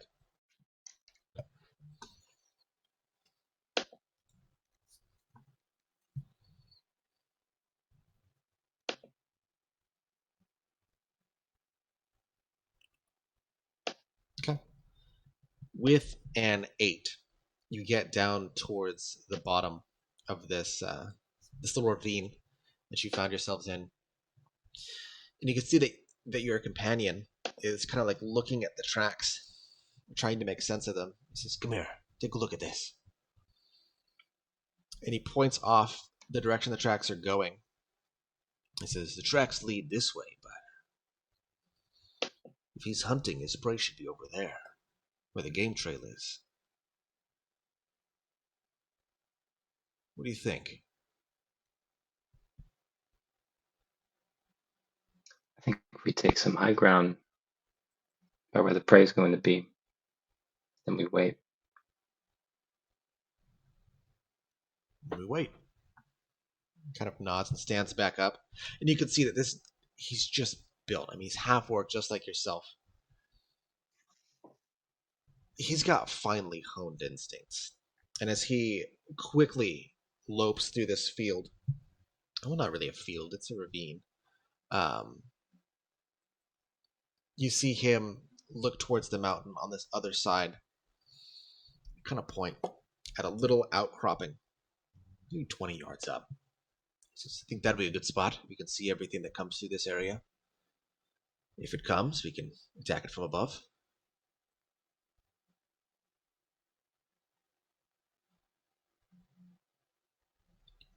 He kind of nods, jumps up, and starts climbing. It's one of those things where the slope is just a bit too high to just walk.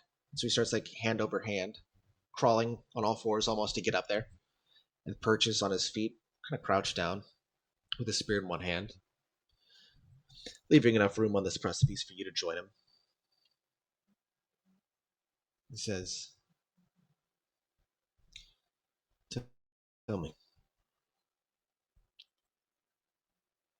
where do you think you're going from here?"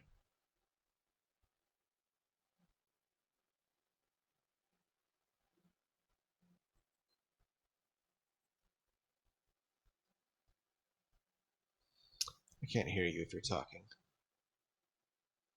"Yeah, you're muted, buddy. I can't hear you." "Does your headset die?" "No. I have nothing."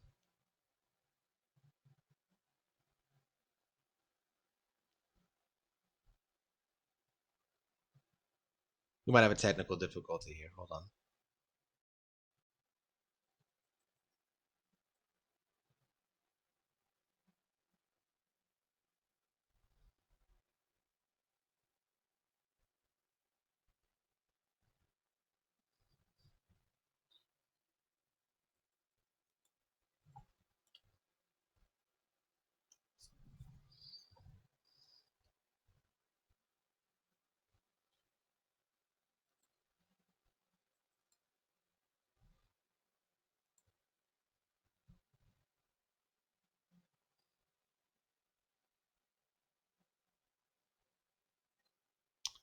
I don't even have your microphone in here.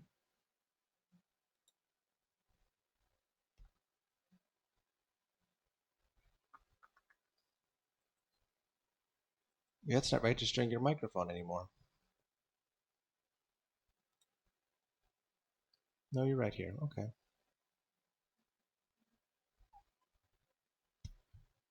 Try reconnecting and see if that fixes it. Sorry, guys, we're having a bit of an issue here.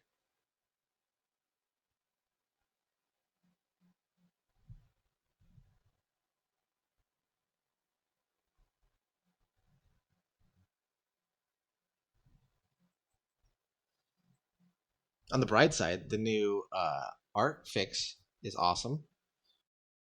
Character art's behind. Can everybody else make sure that we all have audio working?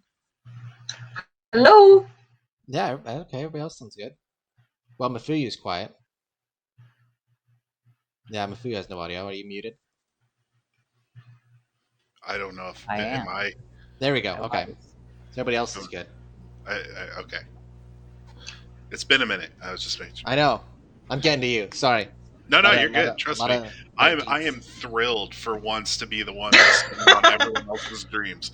You have no Right. Can you idea hear me now? how cathartic this is. DM's going for Yeah. you. Yeah, we can hear you. Yeah. Okay, cool. Oh, your time's coming. And scene. I gotta get rid of these. Still can't You hear tried. Yeah, I did. I was having Oh. a cool scene too. No, I can listen. I can hear you now, and that's what's important. Oh, I can, nope, Sometimes can hear you. now it's gone. What? Oh, there you are. He was doing that really. All right, here we go. I'm ready. I'm so ready. Okay. Give it to me. What do you say to him? Can we walk it back a little bit? Yeah. So right now, you guys are perched on this precipice, and he's kind of like crouched down with a spear, just kind of like surveying this game trail, which leads up to a watering hole that is fed by a small waterfall that comes into this little crevice, this little nook of the woods. And he's looked as, where do you think you're headed after all of this?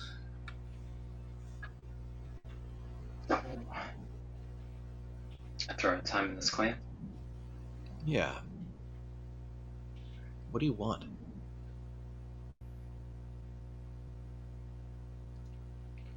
I don't know. To be honest, I think I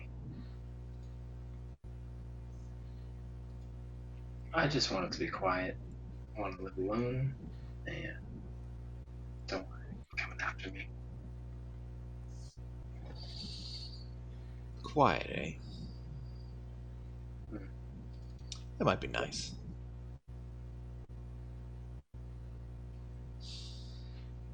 I think I could deal with quiet.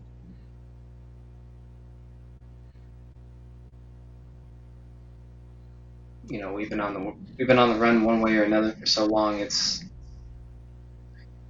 nice to be here. It's nice to be in the mountains.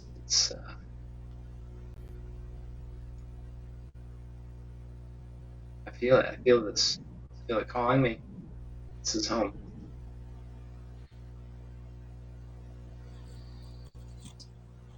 Maybe for you, but I don't know what I want. Something bigger than this. Some purpose beyond this. I want meaning, and I don't know how to find that here. Maybe it's just me, but there's got to be something out there. Some place we can carve ourselves.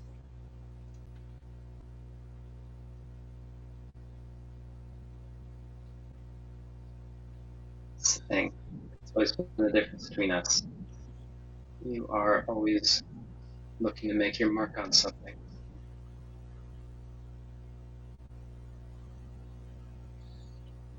You see him kind of smile. He says, and you think a mountain lion's a good trophy.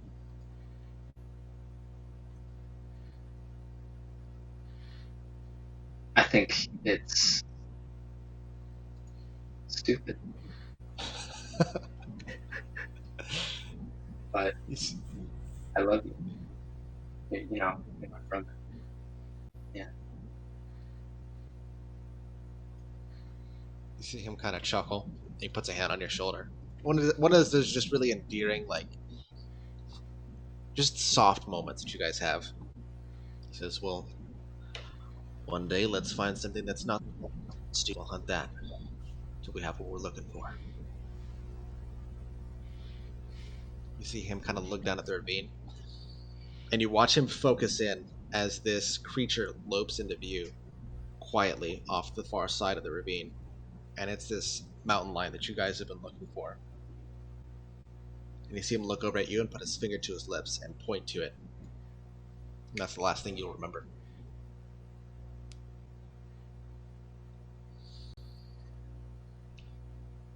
Giger. It's been far too long since you and I had an intimate conversation about the choices you've made up until now. How does your nightly routine look tonight? Oh, um, let's see here. So we're in the same room as all of these other adventures, right? With Artemis and his two. Uh, Artemis is 2, yes, not Artemis. Artemis has Okay. his own room. Okay. So the two guys that were with Artemis are in the same room with me, Yes. assuming Dow and Ondo. I'd like to assume, or I'd like to imagine rather, that Dow's likely like perched into a chair, like leaning back against the window frame. Probably Okay. was reading a book at some point, fell asleep. Checks out for Okay. him. I think Yes. Giger is going to uh, go to the bath area and make sure he's nice and alone, and then go ahead and prep like just to take a bath and like clean himself up. And as he does, he will take the very tip of a knife and just carve a little bit of the inverted Athala into his chest. Okay. And then since he's in the bath, he'll just make sure he cleans it and gets the bleeding to stop before he Okay. leaves. Spicy. Unfortunately, still means there's going to be a lot of blood in the water, but Yeah, it's not gonna. I mean, luckily, like you're probably doing this towards the end of the night, I would imagine. When everybody else is going to yeah. Um. Uh. Yeah, and again, I apologize for any triggers or anything like that. Eager's relationship with his patron is not the most beneficial for him. But you do this in reference to your patron.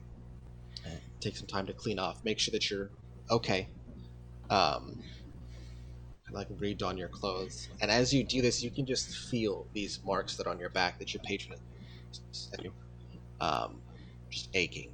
It's this subtle, like non-healing ache that you've always had from this massive bind rune that has been gifted to you, more or less against your will. Gifted. It's a gift. Kind of. Not the kind of gift you want, but it's free. It's a free surprise. It is the Happy Meal toy to your Happy Meal Look, with Nofku. the fine print of that Happy Meal just happened to say you now owe your life to a slightly evil demon type thing. It's fine. Yeah, It's fine. this was the Santa Claus. Is that you just like owe him your very soul? Yeah. If you can buy an iPhone, you can pledge allegiance to Zofku. That's all I'm saying. Well. I mean, you're not wrong, but not a good choice. But yeah, I in theory, yeah, iPhones, demons. It is what it is, you know. But you leave your shower and head, or your bath rather, because they wouldn't have showers, and head back up to your bunk to sleep. Now is Giger a top bunk or a bottom bunk person? Giger. Because I have established that there are bunk beds. So I'm just curious. Percy's just losing it over there. Bottom bunk would be more of a Giger, considering he's Okay. only 3 feet tall, so easier to get down out of. Because even the bottom bunk feels like the top bunk. So. Oh no, Oh, that's fair. Okay, so you climb into your bottom bunk, close your eyes to sleep.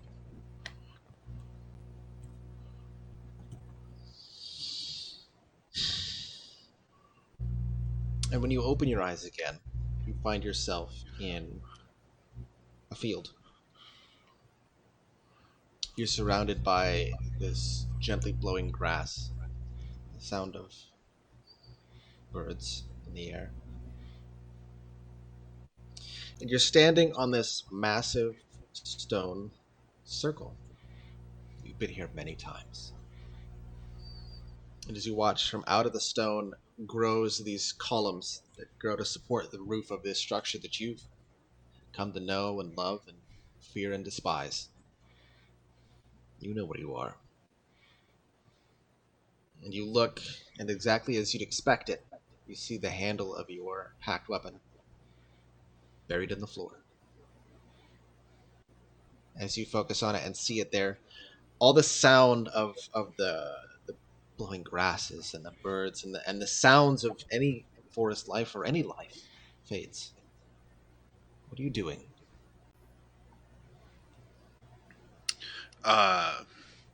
I'm just gonna do a quick scan of the surrounding woods. I'm looking for those eyes. It's the most uncomfortable thing here because growing up with these pillars this time have grown stone walls standing in this circle. There's only one spot where you can see out into the forest around you, and it's this arched doorway that stands open with an extra set of pillars that help support it, with this extra, almost flourish of an arch above it. And outside those doors, you do not see uh, eyes. You see like the golden glow of the setting sun streaming across, not into the doorway. Interesting. I'll go ahead and walk towards the handle of my razor. Okay. It sits as it always has. You'd have to bend over to grab it, but it's within easy reach. I reach down again and grab it, Okay. as I always do. Yeah. You wrap your hand around it, and it fits perfectly in your palm. And it's an interesting thing because the handle of your sword, as has been established, is kind of like a chunk of the antler of a deer or an elk. But this very smooth shape fits perfectly in your palm, the way you choose to hold a sword. Something sort of like a cutlass. That just nice curved hilt fits. It feels like an old friend.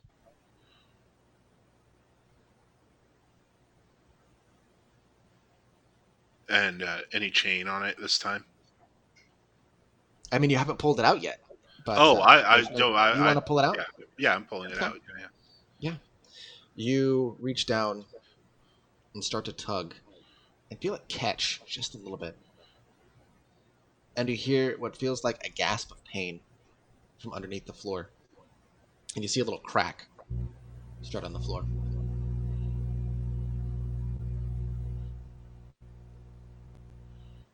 Uh, did the gasp of pain? Do I know where it did it come from? Underneath, or did it come from somewhere else in the room? It did come from underneath the floor. Okay. Uh, can I examine down inside and see if I can't see anything through the crack? Make an investigation check with a 21. Very good roll. You kind of like lean in, and it's not easy to see in it because it's a crack in the ground. But it's not what you see that gets your attention. It's what you smell. It's a light perfume that you have smelled every day of your journey here in Takerath with your companions. It's Mifuyu's.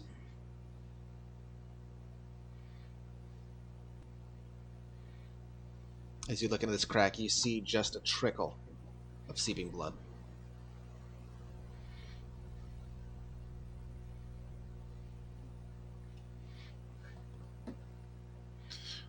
Interesting. What do you do?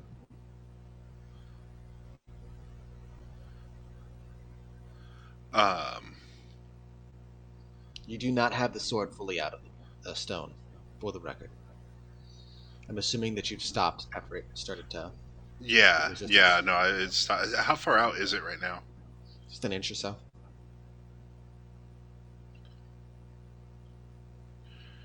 Can I call down into?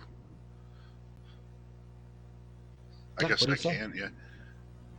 I just kind of put my head down to the crack as much as I can, Is someone there? You hear the sound of just a broken whimper of pain from underneath you. And you recognize that voice. It's Mephiu.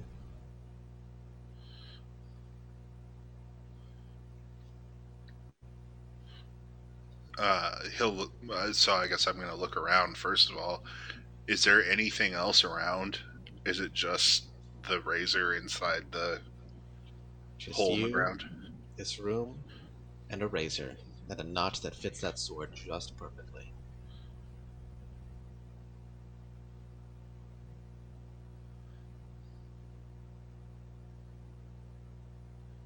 Hmm.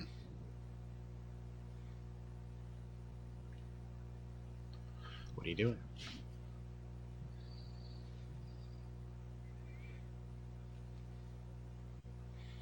Sorry, Mafuyu. So Giger is going to grab the hilt of the sword and kind of do a wince of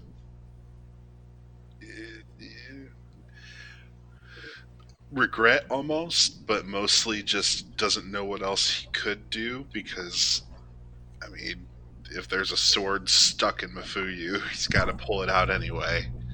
So he will very quickly and as carefully and as precisely as he can try to pull the blade out straight and fast. First of all, I'm going to preface this with a caveat. If you are ever in an emergency situation and have a weapon inside of you, you do not pull it out. No, Do you not do do not. that. You do not do that. This is the exact wrong thing. Leave it in. This is the wrong thing to do. The Eagle Scout in me is like, do not do this. This is heresy. Don't pull it out. But you, not knowing any better, grip this sword and just yank as hard as you can, and you hear this scream buckle up from beneath you. And as you pull the sword out, you watch the ground crumble, and you see just this wound in Mephiu's chest and midsection caused by this sword. And you see just blood just pouring. But as you claim that sword for your own, you feel young and alive and fresh. There's this strength that flows through you that you haven't felt in a long time. And as that sensation hits you, you look down at Mephiu and watch the light fade from their eyes.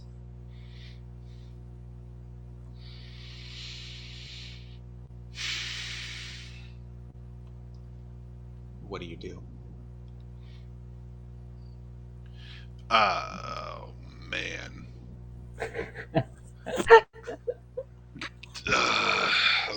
Because previously this dream has ended on a consequence such as this. Now it does not.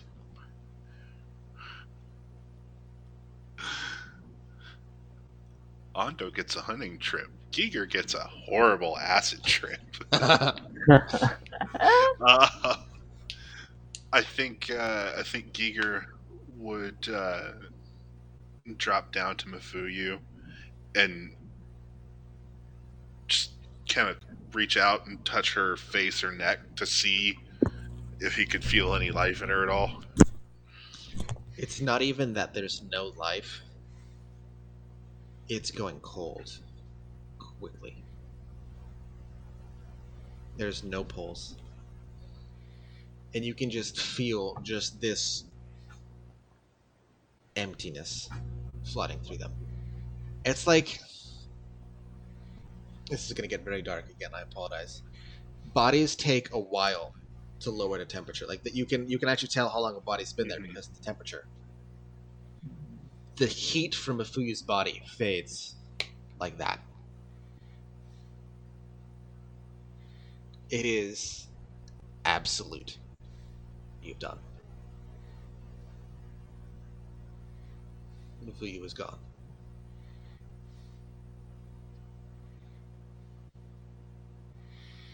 And now, in this space, you are stuck with a sword the power it's given you, and the body that gave it to you.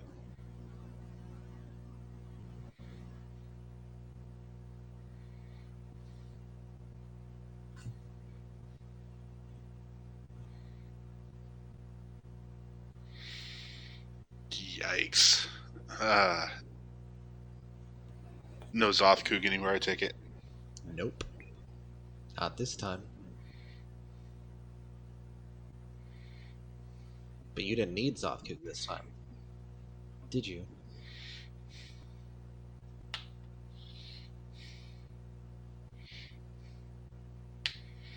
Because you did this all on your own.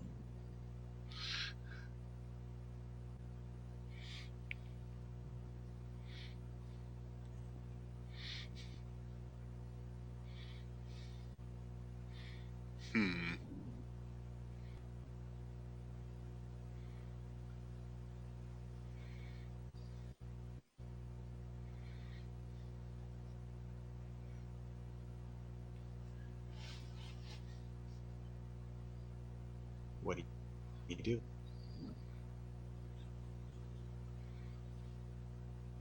I will say, too, for the purposes of this, you're knelt down here for what feels like minutes. Turning like 15 minutes, 20 minutes, an hour.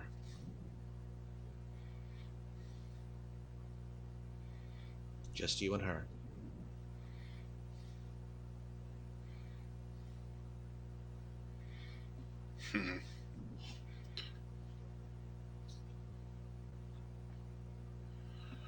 If you don't know what you do, it's totally fine.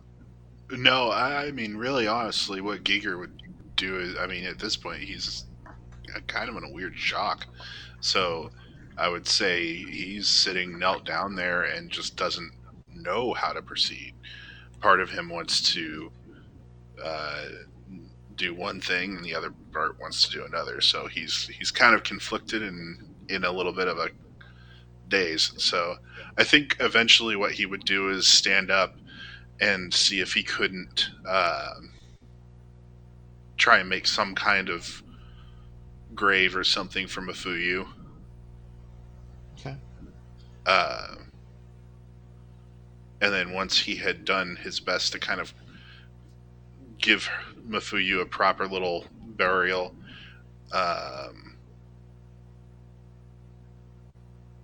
then he would go and check the gate that was in the walls. I'm going to stop you before you can get to that point. Cool. Because you sit and you kneel by Mafuyu in this uncomfortable shock. Because the reality of what's happened is starting to set in a bit more and more. In this dreamscape, it's easy to know what's expected of you. This time, there was no threat. And that sits with you for a minute. And you soak in that. And you go to get up, to move forward. And you feel a hand on your shoulder. And you look over and you see just this rugged, almost like furred hand with bits of bark. And it's this uncomfortable thing where it's not fur, it's like patched hair with bits of like bark mixed in. And just these long claws that extend out a couple of inches. And it just sits on your shoulder for just a moment. It just sits there. And that's about the point that you wake up. You wake up to the sun just starting to stream in through the windows. And you're not at an angle where it comes like in, but it's coming past the windows enough to illuminate the room. You're on the bottom bunk, like Ondo's on the top, and you see your two new companions are on the other side. And Dao, at this point, I would like to imagine, is already up and like trying to get breakfast or something of that nature. The day is yours. What do you do with it? I think Giger is going to wake up, pack all of his things up neatly, and is going to go visit the Nook and pick up his pastries, Okay. and then head back and meet up with the rest of the group. Okay. The rest of you guys wake up, other than Dow. Dow's downstairs. Because I'll control. I'll put him in the scene because Dow's unfortunately not here. His partner's, I think, a little sickly tonight. He said. Should have taken care of them. The rest of you wake up. Ondo, no Giger. You can come down from your bunk. It looks like he was there, but he's taken his stuff and left. You can do with that information what you will. That's a spicy. What is that? I think is that. I don't know whose microphone that is. We got some feedback. Sorry. Well, there it goes. Dyson, if you both wake up in your room alone, there's no other girls traveling with your party. But it's odd because there's extra packs on the wall. You're not sure if that was from another adventure or whatever. But you wake up in your room alone, and if there's something you guys would like to talk about or do before heading out for breakfast, you can do that. I think Dice, after getting their hair combed a bit, kind of wants to feel like a regular person for a second, and Dice doesn't sleep, so Dice just kind of lays down with their hands on their stomach and stares at the ceiling, not being able to sleep, and that's what Mufui wakes up to, is Dice very creepily staring at the ceiling or at the bunk above. Is very still. Does not move. And Mafuyu, when she sees them staring, she's gonna kind of do the thing of tries to lean over and look up and to see what Dice is staring at. Am I missing something? I see nothing. I figured I'd sleep, but that is not an ability I've acquired quite yet. So the ceiling has so kindly stared back at me, for the whole night. How did you sleep? Oh, I slept well. I mean, it's a bit fuzzy, but I just had a reoccurring dream, is all. I feel like everybody around here gets them reoccurring dreams. Is that normal for you people? You flesh people?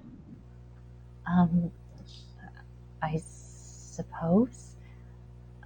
I mean, sometimes all I dream about at night is food, but sometimes they're a little bit more involved. Like this one. I always find myself on this cliff, and there's this woman that's kind of faceless. I can't really see her face. And this time I was actually able to speak with her. But before anything could really happen, there was this big lightning bolt, and that's all I can remember. Yeah, and really the only thing I kind of can remember is I felt something very similar to when we were with and I'm gonna kind of just look around, make sure that no one else is listening. The Kurugans. Yeah. You know, sometimes when I have dreams about being to peace or when I met the lady, it was kind of like that. Things felt real, but they wasn't at the same time, and just things were a little bit off.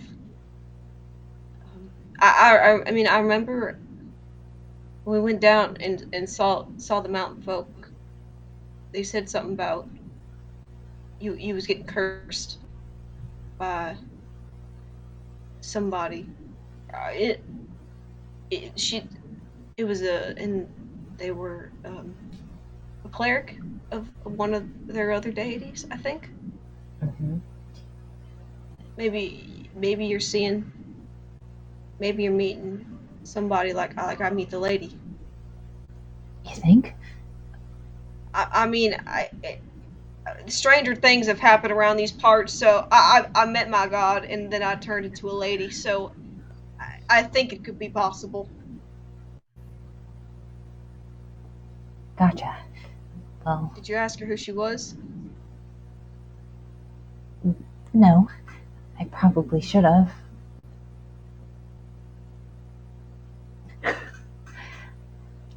I was trying to greet people when I meet them for the first time. Yeah. Maybe next time around. Yes. Have you seen the cliff before? Is it a place you've been? Not really. I mean, there are a lot of cliffs by the water in Rattenwick, but it kind of just felt like any old cliff. Anything else that was real special about it? Mm, there were greenish clouds. There was a storm coming. And, oh, yeah, they kept saying that I can't run away from the storm. And, well, I guess we couldn't, and we got struck by it. So, yeah. Well, do you want my interpretation, or you just want me to sit with this? Because I mean, we can just wait till you get another one of them dreams. I mean, anything would help. I really don't know what I'm doing. I can't really say I know anything about dreams or having visions or meeting with a possible deity. Well, I think what the lady would say is, I mean, nobody can really avoid any sort of storm. Things are going to happen because fate says they're going to happen, and you can't quite change that much. Things have been pre-designed the way the lady has said they're going to be, and we just have to do our best to go along with the ride. I mean, everything that we go through makes us better for later. So I wouldn't say it's a storm is necessarily a bad thing. It's just a time of trouble or a time of change, and then you'll be a little different on the other side. But that don't mean it's a bad thing. I think that's about what I would say. Well, I hope it's nothing bad. There are lots of things happen around here, so who could say what it's actually going to be? Well, next time if I have that dream, hopefully I can actually ask her who she is.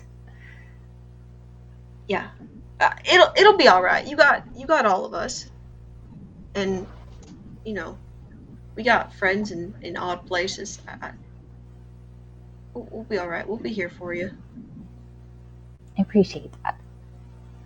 Now sit with me, and Dice kind of like gestures to kind of scoots over next to them and points to the ceiling.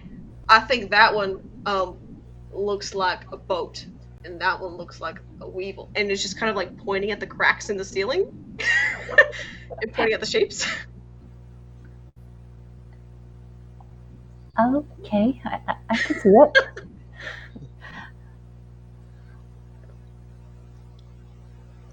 Hondo, how does your morning start?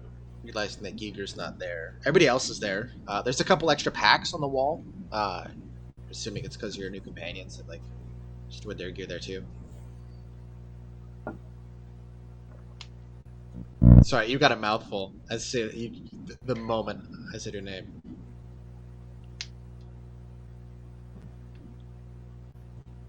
Your audio is cut out again, my dude.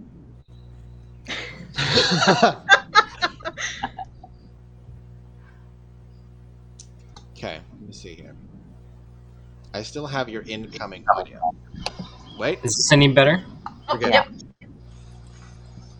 Oh my god. Alright.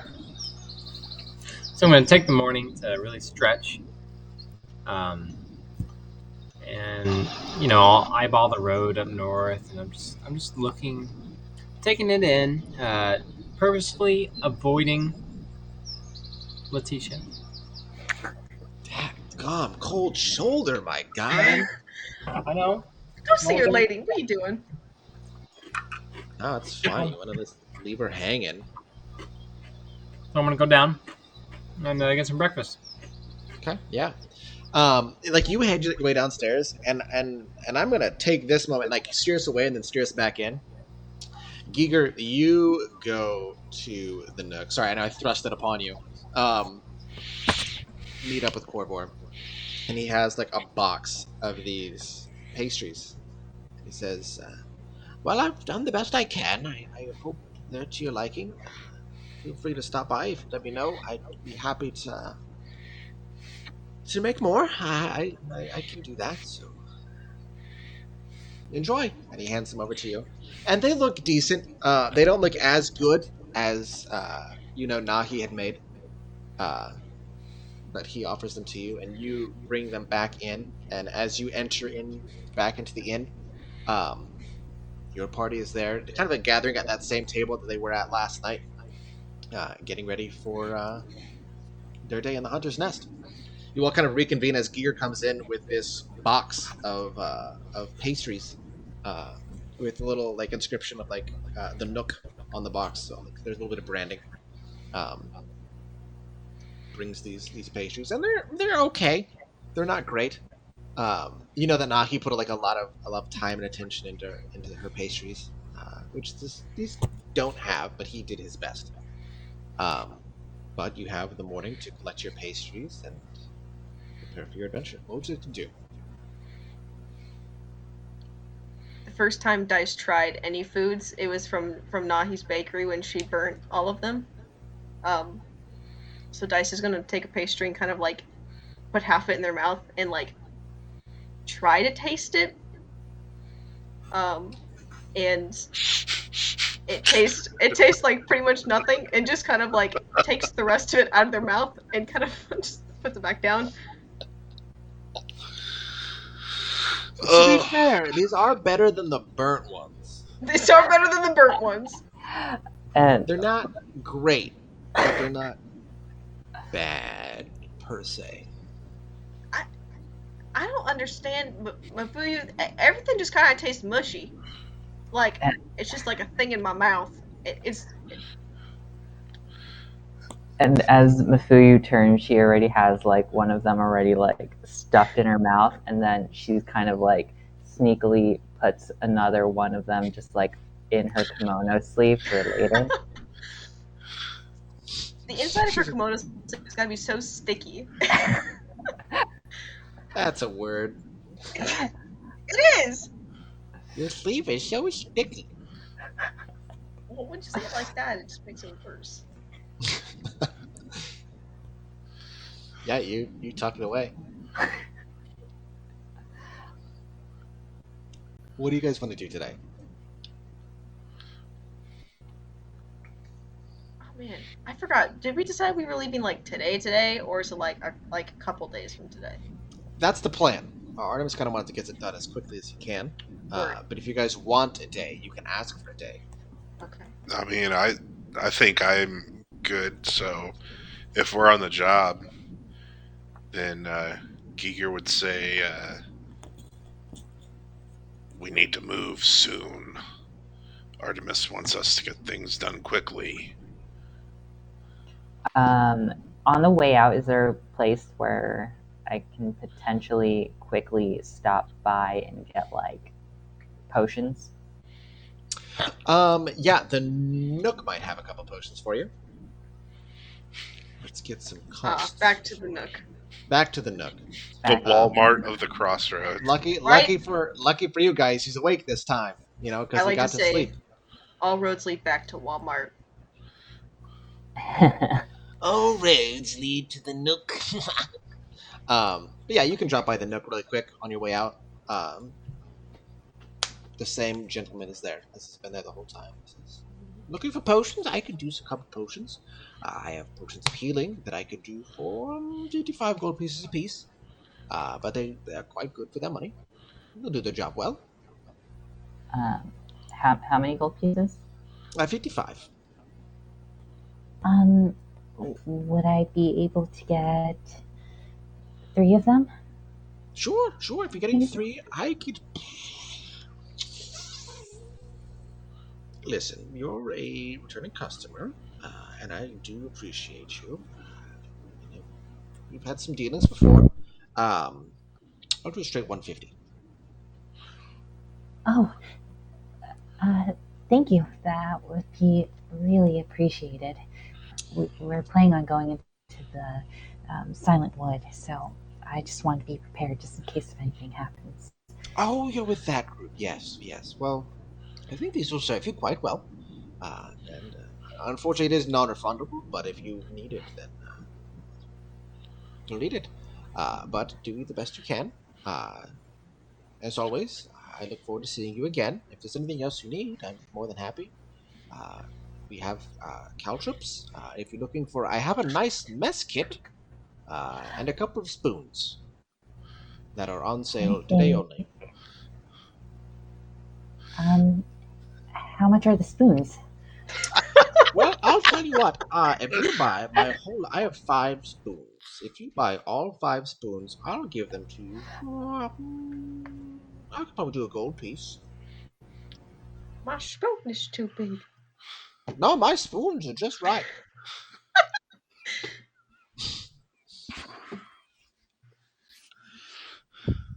So, do we have a deal? Do it. Wonderful. I'll take and them. he packages up some silver spoons. They're decent. I mean, they're a little bit more decorative than your run-of-the-mill like IKEA spoon, like what I have at my house. And he packages them up and hands them over to you. He says, "It's a pleasure doing business with you. I mean, if you're also interested, we do have things like rope. I know somebody that's got some nice decorative plates. And, well, if there's anything else you're looking for, I'd be happy to see if I can acquire it. Provided everything goes well in the forest, of course."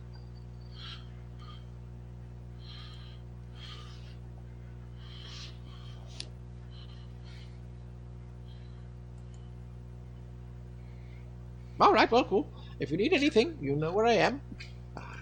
But anyway, I wish you all a pleasant journey and safe travels. I think the Fuyu has crashed for the moment, but I'm sure that they will be back soon. We'll wait for them to get back.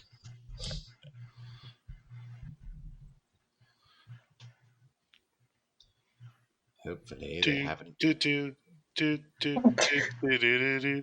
Ando, why are you on the top of your camera? I love watching him pop in occasionally with cereal. Oh, now it's hummus. Ooh. I thought that was applesauce. Ooh. Naturi. Are you showing labels on my stream? Not sponsored, guys. Not sponsored. Not sponsored. I don't have sponsors. I'm back. I have Sorry, one sponsor. I don't know what happened. Hey. Welcome back. Macarena. So wait, did I get the spoons? Yeah, he gives you the spoon. Okay. I know, sorry. Big questions. Yeah, he gives you the spoons. They're not like fancy spoons. They're like just a little bit more decorative than like you'd imagine like an IKEA spoon would be.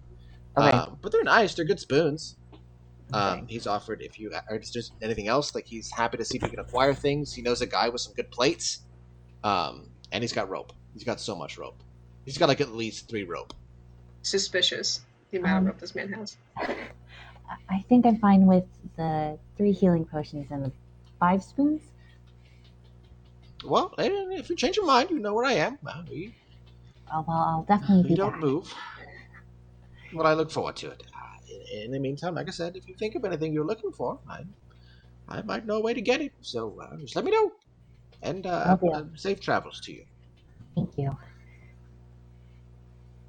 Kind of nods and kind of goes about his business, kind of like sorting the counter and like kind of trying to dust things off because Ando called him out on it last night, and now he's self-conscious about it. Dice will glitchily clip into the nook before you leaves, because I might as well complete the cycle. Corbett, do you got a way for me to be getting diamonds? I really need diamonds, and I need one that's fancy and expensive. Diamonds. Well, Yes, I can sir. sure acquire some. I don't have any on hand. It's kind of a risky item to keep in the shop. Mm. But I tell you what, if you're going to be back this way within the next few days, I could see if I can get some imported from. Probably Zagura would be my best bet for some quality ones, or Azeroth. I might be able to get some from Ratwick if you have. I mean, I can get diamonds about anywhere, but I could get some in, and you'd be looking at about. Well, how carrots? What are we thinking? Is it for a wedding band or? Well, I need it to be at least 300 gold in case I need to bring somebody back to life. Three. Okay. Big spender. Right. I will see what I can do with that. There will be a slight commission fee because of the cost of transport and bring it here. So I could probably get you a diamond like that for say probably like 325 gold pieces, including commission and all that. Typically I charge a bit more, but you've been a loyal customer with your band here, and I could do that. Otherwise, I'm sure that you could find that in any of the major cities. I would talk to a jeweler there if that's what you fancy a bit better. I know that you're a traveler. As you can imagine, this is a trading stop, and keeping something like that on hand is a bit risky. Hey, Kyle. Yes, sir. How much was Artemis gonna pay us for this? I think he paid you 100 gold apiece. Already? Yeah, I think he paid it in advance. I'm pretty sure he paid it in advance. Oh, cool. Let's check the session notes. I don't think I wrote down how much he was giving us. I think if there's one thing you should probably write down.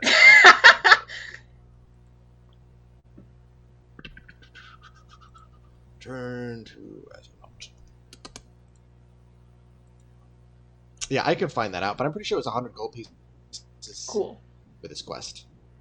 It is very important to him. All right.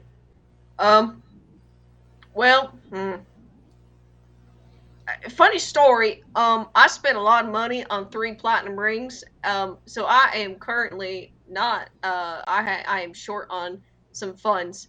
I will have to pester my other party members for potential monies for a diamond of that sort. So I will get back to you on that notion, kind sir.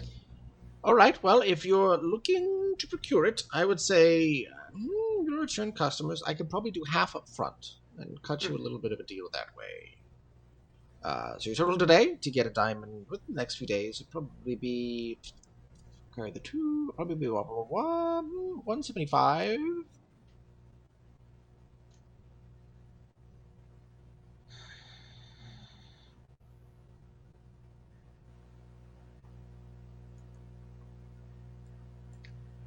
It's up to you. I'll go back to you on that here in a minute. A secondary question, for my curiosity only. What is the oddest thing you have in the store? You, right now. Me? I mean, we do see a lot of strange folk here, and each person that visits has a tale to tell, and I'd like to think that people are the biggest curiosity that I deal with. I not that I deal with people, but I deal with people, you know what I mean? Bit of a nuance there, but... Well, I mean, if we're talking item-wise... Well, yes, thank you kindly, but I was wondering about the items. I guess you could consider me an item, but we don't want to get into that. I happen to have the cutest little jar shaped like a cat. I don't know what it's for, but it exists, and I know that it should hold a thing, but it in fact doesn't open yet. You said don't open yet? It doesn't. I can't get it to open. It has... It's the weirdest thing. Like, you can shake it, and you can tell that there's something in it, but I'm not sure how to open it yet. It's a work in progress. Dice is like slowly like leaning in further to Corver as he's talking about the cat jar. How much Why? is the Do you have cat an offer? jar? How much? How much is the cat jar? It is quite a nice cat jar. And it is a bit of a mystery. I gotta know what's inside the cat jar. I tell you what, I could part with this jar, and he said, let me grab the goods before you make an offer here. He kind of like goes behind his counter, and it's literally tucked in a nook behind his counter, and he pulls it out, and it's about this tall. It's like this tube with like cat legs on it, and just like this tabby pattern, with just a cat head with one paw up like this. And he says, "This here is my jar. I just call it Tabbers personally. It's got a bit of a personality. You know, sometimes things just have a mind of their own. But, well, I think I could part with this for 30 gold pieces." Done. Done? Wonderful. And he turns it on and he says, "Tabbers, I hope you enjoy your new home and serve your new master well." He turns it back around to you and says, 30 gold. Sold. Master, does it talk to you, Tappers? You see him just slowly break into the smallest of smiles. He says, "I suppose that remains to be seen, doesn't it?" I suppose I'm gonna find out. Hello, Tappers. And I take the cat jar. Yeah, you take the cat. It doesn't talk back yet. But you And now have a cat jar. I'll like very gently like shake the cat jar. Did you hear what's in it? You hear something inside rattling. Ooh. Like, can I tell like how hard the object is based on the sounds on in the jar? Does that make sense? Yeah, I mean, I'm not sure that you'd be able to tell like what's inside it. It seems pretty hard. Fair. Okay. That's not. You don't shake it. It's not a box of Legos. Right. You can't like shake it and go, "Oh, this is the Lego Death Star." You can't. You This don't know is what Christmas. It is. I'm about to find out what's in it. No. There's a couple ways that you could find out. I'm not gonna break Tabbers. No. You can dash Tabbers against a rock. No. I will That take will open Tabbers. I will take Tabbers in one hand, and hold him with the other, and Dice will walk out of Corber's shop and start introducing themselves to Tabbers and start like relaying Dice's basically entire life as they walk back to the Hunter's Nest. I'd like to say I'd like to take some liberties with The this. diary of the mouth had to come back at some point. You held it together so well earlier. You all are like loading up this cart for the travel. This is the last leg of your journey. You've already relayed your request to go visit like this cabin before you go to Silent Wood. And you're all like helping to like load things up, get stuff ready to go. I mean, it's go time, and you guys are on the clock. And here comes Dice with this what looks to be like maybe ceramic jar in their hands, relaying their entire life story to it. And Tabbers listens to the whole thing, and sits there like this. Tabbers is a Says great nothing. listener. It says they're a great listener. They listen so well, and they just listen, and you can't tell if it's just understanding or judgment on their face. But it's there. You tell your story. I like Dice walks in and they just like keep rattling off like random bits of info to Tabbers and like tries to censor themselves the best they can. I think at this point they haven't really gotten to the Kurukans on the mountain, so they don't have to do it too bad. But you know, just keeps rattling on, and then like there'll be a bag on the ground that needs to get loaded up, and Dice is still talking to Tabbers and picks up the bag and kind of like tosses it in with the other hand and just like keeps going. Gosh. And you know, doing whatever. You pull off this Shakespearean aside with Tabbers, your new talking toy, while your whole party gets this cart ready for the next leg of your journey, on towards the destroyed cabin and on to the Silent Woods.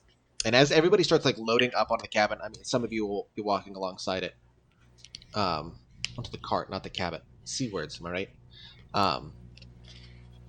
The cart starts rolling and leaving the Crossroads behind, party in tow. And I think that's where we'll end off for the night. We're about 10 minutes early, but I think it's a good spot. And when we come back, we will deal with the next leg of this journey. We will have a session next week and the week after using the new software, which I think works a lot better. It needs a little bit of tweaking on my end. But thank you all for listening. The audio is... I don't think the audio is actually working for the ambiance. The ambiance is mostly Sword Coast Soundscapes. I'm trying to get permission for some artists that I've used for inspiration for the campaign to play during pivotal moments. So hopefully that'll be coming up in the future. And if you'd like to support the stream, you can. I have a Patreon. It's just Seatrader Audio. You don't have to. I just love you guys. I love what I do. We will be here next week. We'll probably start like an official start time of like 6:15 Central Standard. Just to get everybody in, make sure everything's good to go. If we're starting at 6 o'clock, we'll be doing the recap probably till 6:30. We'll estimate like that's probably like recap time. For those of you that have like jobs and stuff like that, they get here about 6:15. That should be fine.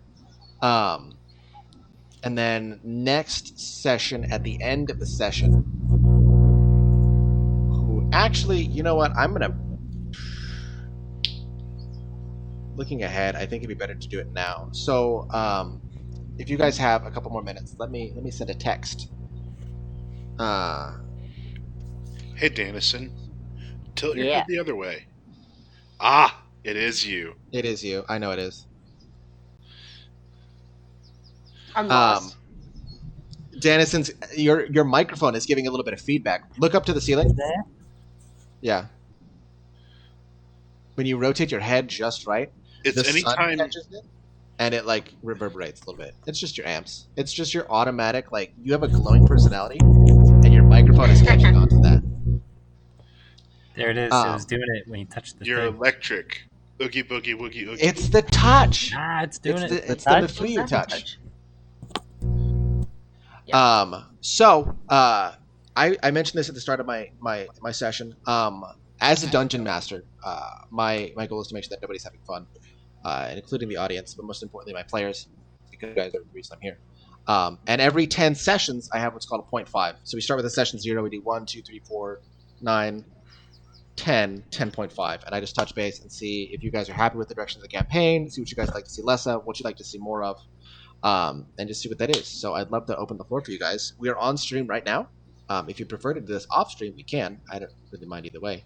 But yeah, what do you guys like? What do you want to see more of? What do you want to see less of? Obviously, Ando wants to see less of Letitia. So like that's a thing. Yeah, what the hell was with that guy? Oh no, no one asked me. That's fair. That's fair. Well, he's got a point. You don't want to see your lady. That's fine. He's being a brooding, deep boy. I'm an angsty deep boy. Angsty Sure. deep boy. We can say that. I don't know if there's anything in particular. That I mean, I guess I have a feeling we're about to get into some combat, so it's not like I can even ask for that because I feel like we're about to run into it. There may or may not be some things coming. I mean, I don't really know. I'm just a medium. Sure. Yeah. Sure. Yeah, well, if Mafuyu can not have more swords in her abdomen, I am just the medium. So. And that's honestly, that's up to Giger. So. well, I mean, in terms of what I just asked for not swords in my abdomen, he did take it out. That's true. See, I've already dealt with that. PSA from this campaign: don't pull out, especially your swords. Yes, that is not canon. Oh, jeez. So I waited for the end of Man. whatever we were doing to be done to say it. I've been thinking it since it happened. Oh my gosh. If it's not a great shaft, it's a sword, and if it's not a sword. You have not lived until you've tried to explain. It was a landmark, and in my heart of hearts, I was like, "It's the Great Shaft. That's what it's called. That's what it is. It's a shaft underground." You can imagine where that went. It is. I'll deal with that when I get to Up, doing the and recaps, which will be down. coming up. You went up the shaft, then you went down the shaft, you got stuck in the shaft, there was a landslide, it was a You broke the shaft. was a hot mess. Yeah, you broke the shit. Yeah, you did. Yeah, you did. Also, a quick PSA. Just to deal with this with the audience. So Giger's character Hi. has such a spicy relationship with their patron. And so especially when we're in dream sequences, there might be instances of harm, things like that. It's a violent thing, and it's a thing that was existent before the stream started. And I'm not going to rob the character of the growth that there is potential for in that. I don't know where Giger's story ends. That is up to Giger. Uh, but it is not done as a promotion for self harm. As someone that has dealt with that and struggled with that, it is absolutely not an okay thing. And if you can seek help for that, you absolutely should. I know that there are resources for that. Please don't listen to this and take this as me saying that that is okay. Giger's relationship with his patron is not one that is benevolent or kind. And that's something that's going to be explored later that will have full fruition as to what that is. Just because this is a very sensitive topic, and I want to make that very clear because I'm passionate about that not being a thing that people see in this campaign. That is the thing that is present now. If it upsets you, especially when I get into dreamscapes, if you see Giger pop up, I would highly recommend that you mute the stream if it's a problem. If it's a thing that people are interested in, I can come up with some kind of a signal for such things, or we can have an in-stream like safe word, if you will, for these moments, because it is something that number one is near and dear to my heart, but I also just really care about, because these stories are a way for me to express myself. So if you guys are interested in that, if you'd like to send me an email, you can at cstratteraudio@gmail.com. Then I will deal with that. Otherwise, if you come on the stream at any time, I have the stream open over here, which is why I'm always looking over to the side, and I can see that. But yeah, that's that. I just care aggressively about that whole aspect of this. But yeah, for you guys, my lovely party, is there anything that you guys aren't liking as to like where the campaign is going, or anything? It doesn't sound like you guys have any dissatisfaction at all in what we're doing. But just to put it out there, if there is, this is the time. Or if you'd like to keep it private, you can send me a message on Discord. You know how that goes. Coming up, I think we will have a couple of interesting sessions. We are getting into a new, and I think it'll be good. Yeah, there's a lot going on. I'm excited to see it. If you guys have anything, let me know. I got something. What's I'd up? like to see like more varied terrain when Okay. there's a fight. Like I'd like more. What's the stuff called? Like the difficult terrain. Okay. I think that's cool. I like that kind of stuff. I do have already a couple of dare I say spicy locations in mind. One thing that I struggle with as a DM is combat encounters. I'm good at setting the mood, but not quite implementing those. And I think we did pretty well with the last massive combat encounter, which was in the Jade Guard Fortress. But I can absolutely work on that and make some more versatile fields for you all to play in and frolic upon, because I can definitely see and understand that. Some of the combat encounters that I already have planned coming up, which I don't know when they'll be. It kind of depends on you guys and where the campaign actually goes, because I try not to railroad you. We'll have less than open fields, and should hopefully have a lot of moving parts, which I think will be good. But I will definitely keep mindful of that in the future, because I can definitely see and understand that. Maybe more random encounters Okay. during traveling, because I think a lot of what we do, which is fine, is we We travel. We talk. It's night. We talk a lot. Sometimes we see things at night. We talk a lot, and I love that we talk a lot. But I think it might make things a little bit more varied if some more just more slightly more stressful things happened during traveling. I Okay. guess. Yeah, that's something that's already coming. Yeah. Which has slightly been preluded to with the Crossroads, is that things Mhm. are not quite as safe as they always have been. But I can definitely add more random encounters in and make sure that's the thing that's being addressed. We're at the crossroads. It's time for change. It's a theme. Yeah. New Evidently. things are coming. I mean, every time you guys have been here, new things have been coming. So, Yeah, I definitely like I'm buying more equipment. I'm trying to use more things in the game. I'm trying to take better inventory of my arrows. So stuff like that. I think that's what I want to do as a player. Is I want to get better at using the items. okay. I Because I think that could almost be good. died in the shaft, man. Yeah, you did. Yeah, If only you had some crampons then, right? you know, there's a joke in there somewhere. Listen, I'm just saying, like, you'd be surprised what you could do with crampons on 50 foot of silk rope. I like rope. What can I say? That's why all my characters always have rope. Gotta have rope. Anything else? Uh, I've got one more thing. Um, we, okay, I know we don't level up a lot, and there's a reason for that, and I understand. Um, but I guess I feel a little bit detached. Like I'm in Dice's head a lot.